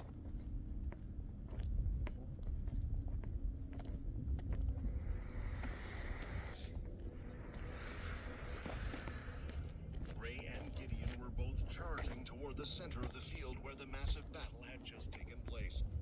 The ground was torn up, scorched in places, and littered with beast corpses. The two men were seconds away from collision, and the guards who had arrived with Gideon feared that the destruction he'd just prevented might pale in comparison to what was about to happen.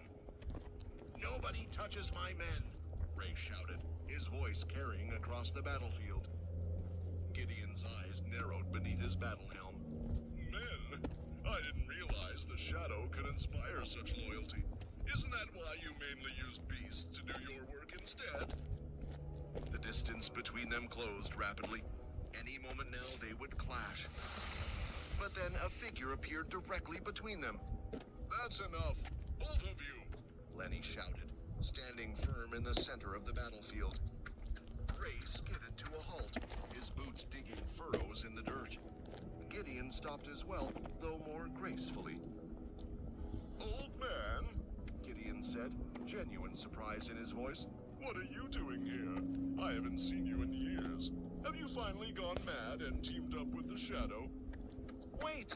Please wait! Another voice called out.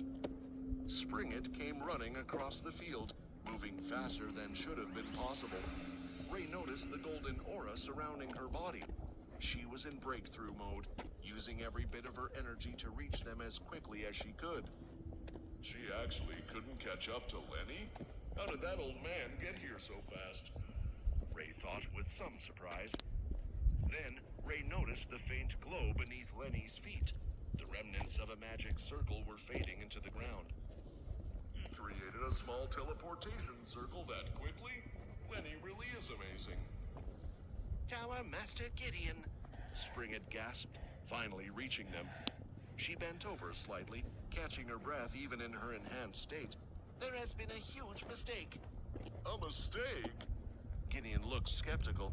His gaze moved from Springett to Ray, then to the battlefield covered in dead shadow beasts. Explain. Springett straightened up and began speaking quickly. Ray and his guild are not with the Shadow.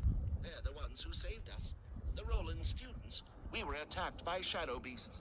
We would have all died if Ray and the Red Wings hadn't intervened. The Red Wings? Gideon repeated. The guild from Avrion? Yes, Springett confirmed. They fought alongside us against the shadow beasts. Everything you see here, all these dead creatures, Ray and his people killed them to protect our students. As Springett explained what had happened, Lenny walked over to where Jack lay injured. The young man was conscious but in obvious pain, his skin covered with burns from Gideon's attack. Hold still, Lenny said gently, placing his hands above Jack's body. White light flowed from his palms, and Jack's pained expression slowly eased as the healing magic took effect. Meanwhile, Martha had gathered the remaining members of the Underdog Guild. Start extracting the beast cores, she ordered. all of them. We can sell these for profit, and the guild will never have to worry about going hungry again. The Underdog members moved among the corpses, their knives flashing as they worked. Despite everything that had happened, despite losing their leader, they followed Martha's command without hesitation. Gideon watched Do Lenny one heal more, Jack, then turned back Sure. to Springett. When she finished her explanation, he let out a loud laugh. Well, this is embarrassing. Gideon said, trying to play the situation off as a joke. I nearly killed the savior of our dear Roland students. What are the odds? Springett's expression remained serious. Please, Master Gideon, if you could apologize properly. Of course. Gideon said, turning toward Ray. His jovial tone remained, but there was a hint of genuine respect in his eyes now. I apologize. The second I saw you standing in this battlefield, I could tell you were strong. Very strong. I thought you had to be the shadow god that the others were talking about. The one leading these beast attacks. Ray's jaw clenched. He looked past Gideon to where Lenny was still healing Jack. An eye for an eye, right? Ray said, his voice cold. You burned my man, but you think you can get away with a simple apology? Why don't we see how much fire it takes to burn you? Magical energy began gathering around Ray. The temperature rose noticeably. All right, Ray, that's enough. Martha said firmly. She walked over and physically pulled Ray off to the side, away from Gideon. Time for you to head back. She said loudly, making sure everyone could hear. Don't you have another mission to complete? Once they were out of earshot, Martha leaned close and whispered, Ray, it's best if you head back to the academy as Ness. It seems like Lenny knows the Tower Masters well, and has managed to get one to help you on the inside. But if you're not back when everyone else returns to the academy, it might cause suspicion. People will ask questions. Ray took a deep breath, forcing himself to calm down. Very well, Ray said curtly. He turned and headed into the forest, taking the long route that would lead him back to the academy from a different direction. He was a bit of a feisty one, wasn't he? Gideon said with a laugh, once Ray had disappeared into the trees. Lenny stood up from where he'd been healing Jack. The young man's burns were now completely healed. Says the person who charged in without confirming who the enemy was. Lenny said dryly. Gideon had the grace to look slightly embarrassed. The guards began organizing the students, preparing them for the journey back to the city. The young people moved slowly, exhaustion evident in every step. Some were limping. Others had 1,000-yard stares, still processing everything they'd witnessed. Just before Springett left with the group, Lenny caught her hand and pulled her aside. You said you wanted to know why I was here, right? Lenny whispered into her ear. Meet me at this inn tonight. He pressed a small piece of paper into her palm with an address written on it. Make sure you come alone, and make sure you aren't followed. Springett nodded, tucking the paper into her pocket. Then she hurried to catch up with the students and guards. As the group walked away from the battlefield, Gideon strode alongside them, trying trying to lift their spirits. Don't worry, kids, Gideon called out cheerfully. If anything else comes out to attack, I'll protect you all. You have a tower master with you now. Nothing will get through me. But his words had no effect. The students barely seemed to hear him. They just kept walking, eyes downcast, wrapped in their own traumatic thoughts. They've been through too much.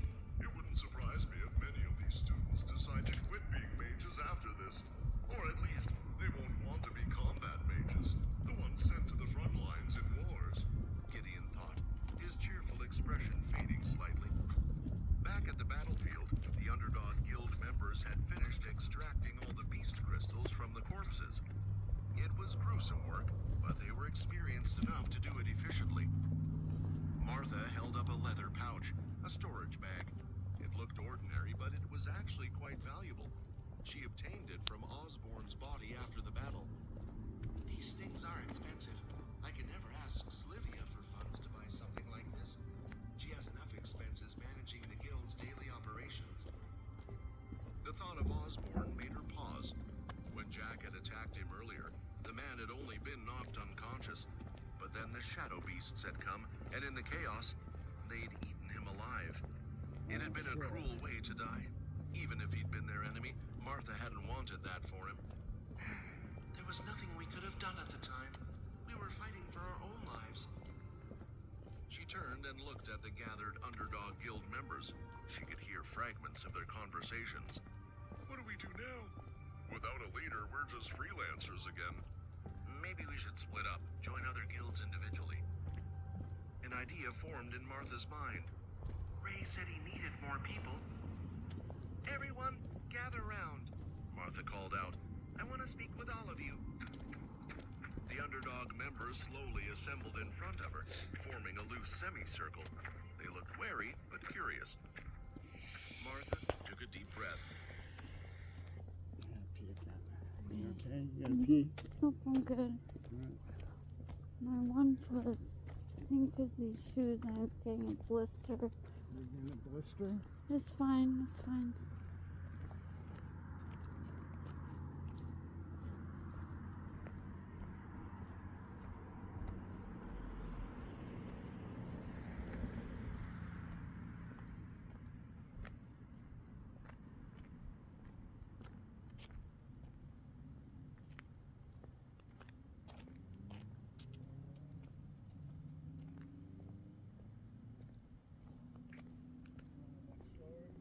No, I'm good. It's just these shoes are like, they don't have a lot of cushion on the bottom, and my socks are too tight. I pulled them up too much. You got too many socks on? No, I just have one pair, but I pulled them up like that, so Yes. Here, hold your tongue up. thank you. This side's fine. It's just on the bottom, like it's rubbing it raw, like right here, right in the middle. Walk more on your heel. Yeah, I am. I'm fine. I'm sorry about the loss of your leader today. It was never our intention to take the life of a great man. But I need you all to remember, you were the ones who started this attack on us. She paused, letting that sink in. With just the two of us present, we had no choice but to fight back. It was self-defense. Several of the men shifted uncomfortably, looking at the ground. But Martha continued, her voice warming. I want all of you to remember something important. You did a great thing today. Because of your Yeah, efforts another fighting gun. against the Shadow Beast, Mhm. those students are able to go back to their families. You helped save them, and I thank you all for that. The Underdog Guild members exchanged glances. Some looked surprised, others seemed moved by her words. Several of the men stood a little straighter. A few even smiled slightly. After witnessing your power today, one of the Underdog members spoke up. I don't think any of us want to go up against a Red Wings member again. You two, you're on a different level. Martha nodded. Which brings me to my point. I'm calling you all here today to make you an offer. If you have nowhere to go, then we, the Red Wings, will take you in. Murmurs rippled through the group. Join the Red Wings? Someone said. We just fought against you. The past is the past, Martha said firmly. What matters is the future. If you join us, your needs will be paid for. Accommodation will be provided for you and your family. You'll have steady work, good pay, and protection. Protection? A man asked. You saw what happened today, Martha said, gesturing at the battlefield strewn with Shadow Beast corpses. The Shadow is able to attack anywhere, anytime, any place. No city is safe anymore. The Shadow Continent is expanding its reach. But if you join the Red Wings, we can protect you. We're building something strong, something that can stand against the Shadow and anything else that threatens us. The men looked at each other, considering. What's the catch? Someone called out. All we ask for is complete loyalty, Martha replied. And swear allegiance to the Red Wings Guild. Follow orders from your commanders, and you'll fight when called upon. In return, you'll have security, purpose, and the strength of the guild behind you. There was a long moment of silence. Then one man stepped forward. I'll join, He said, I got a wife and 2 kids back in the city. If the Shadow attacks there, I just want to be strong enough to protect them, and I can't do that alone. Another man stepped forward. Me too. The Underdog Guild is finished anyway. Might as well join a winning team. Soon a queue formed in front of Martha. One by one, the Underdog Guild members approached her. Martha had prepared for this. She offered them all the contracts linked to the system. This is a binding contract, Martha explained to each person. It links you to the Red Wings till your last breath. If you break your oath of loyalty or betray the guild, there will be consequences. But as long as you remain loyal, you'll be protected and rewarded. Do you accept? Some of the men accepted immediately, signing their names and placing their hands on the contract. The paper would glow briefly, then disappear, absorbed into the system. Others hesitated, reading through the terms carefully before deciding. A few ultimately declined and walked away. Those who had accepted, Eva announced once the queue had finished, and to everyone, ask for the Red Wings Guild headquarters. Tell them Martha Woodlock sent you. You'll be given housing and your first assignments there. The new recruits nodded and began gathering their belongings, preparing for the journey. Lenny approached her with a smile. That was well done. Your recruitment speech was very effective. Thank you, Martha said. I learned from watching Ray. He has a way of making people believe in impossible things. Indeed he does. Lenny agreed.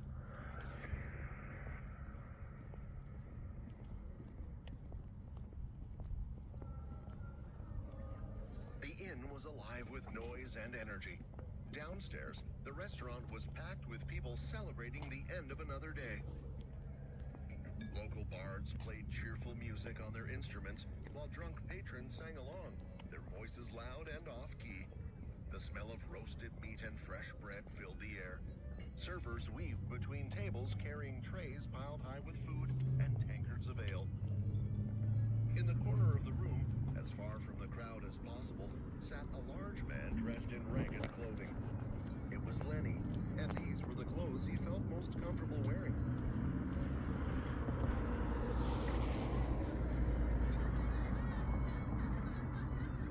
He sat alone at his table, watching the people around him celebrate and laugh. How peaceful their lives must be. Just earlier today, if it wasn't for the Red Wings, a catastrophe could have struck this city. Shadow beasts could have torn through these streets, killing hundreds.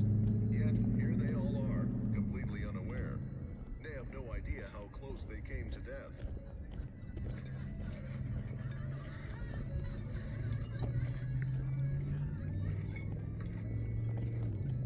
Lenny had been doing research on the Red Wings Guild ever since they'd taken over the Roland Academy. What he'd found was concerning. Their power and influence were spreading rapidly, almost unnaturally so. It reminded him of how cults operated, drawing in members through a combination of fear and promises. But after witnessing yesterday's battle, things were starting to make more sense. People people aren't joining the Red Wings because they're being forced. They're joining out of fear. The people of Avrion saw how strong the Shadow was when it attacked their city. Then they saw an even greater force, the Red Wings, defeat the Shadow. They felt like the only way they could be protected was to join them. And it wasn't just fear driving recruitment. Avrion had resources and wealth. The city was prosperous, despite being located on the border of the Shadow Continent. Strong knights hunted magical beasts regularly, extracting valuable cores that sold for hefty sums of gold. The citizens lived well. More importantly, Avrion was one of the only places that had successfully repelled a full-scale attack from the Shadow. Other cities had fallen, entire kingdoms had lost territory, but Avrion held strong. And for some reason, the Shadow hasn't struck there again. Why? What's protecting that city? Lenny wondered. What Lenny didn't know, what nobody except a select few knew, was that the crystal blue-colored wyvern named Glack, living up on the mountain near Avrion, was the real protector. The Shadow avoided that area because of the creature's presence. All of these factors combined were causing the explosive growth of the Red Wings Guild. My own goal is to get rid of the Shadow. I have my personal reasons for that. Although I'm doing my part right now, working from the shadows, gathering information, I feel like the Red Wings are doing most of the actual work. Perhaps if I want to play a more significant role in destroying the Shadow, it would be best if I join them as well, Lenny thought, staring into his cup of ale. The thought surprised him. Join the Red Wings? He was a powerful mage, a man who preferred to work alone. But maybe that was no longer practical. Maybe the Shadow was too big a threat for lone wolves. Maybe it required an army.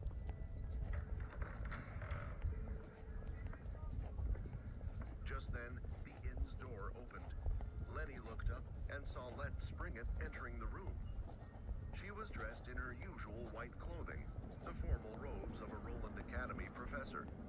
Her posture was straight, dignified, and professional. Although she was a professor at one of the most prestigious academies in the world, she wasn't particularly well known among common folk. The average city residents didn't bother much with Roland's affairs. They knew about the powerful Tower Masters, of course. Everyone knew those names. They also knew about the red-haired troop, the 5 students who had helped defend the city on multiple occasions. But individual professors? Their names rarely reached the public.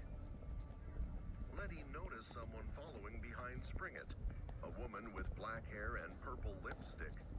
She wore a casual black hood, the kind anyone could purchase from the market, pulled low to conceal her face. Mia, she came. Good, Lenny thought with satisfaction. Where's Mia?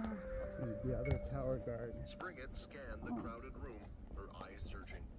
When she spotted Lenny in the corner, she nodded slightly and made her way over. Mia followed close behind. As they approached, Mia wrinkled her nose. Couldn't we have just met at my home? She complained. This place reeks. Sweat, alcohol, and cheap perfume. Not exactly pleasant. Lenny smiled. Can old friends have a drink and talk to each other anymore? Besides, I believe there is no alcohol at your house, am I correct? Mia only rolled her eyes. The 2 women sat down across from Lenny. The server approached, and they ordered drinks. Ale for Lenny and Springett, wine for Mia despite Lenny's teasing. Once the server left, Springett leaned forward.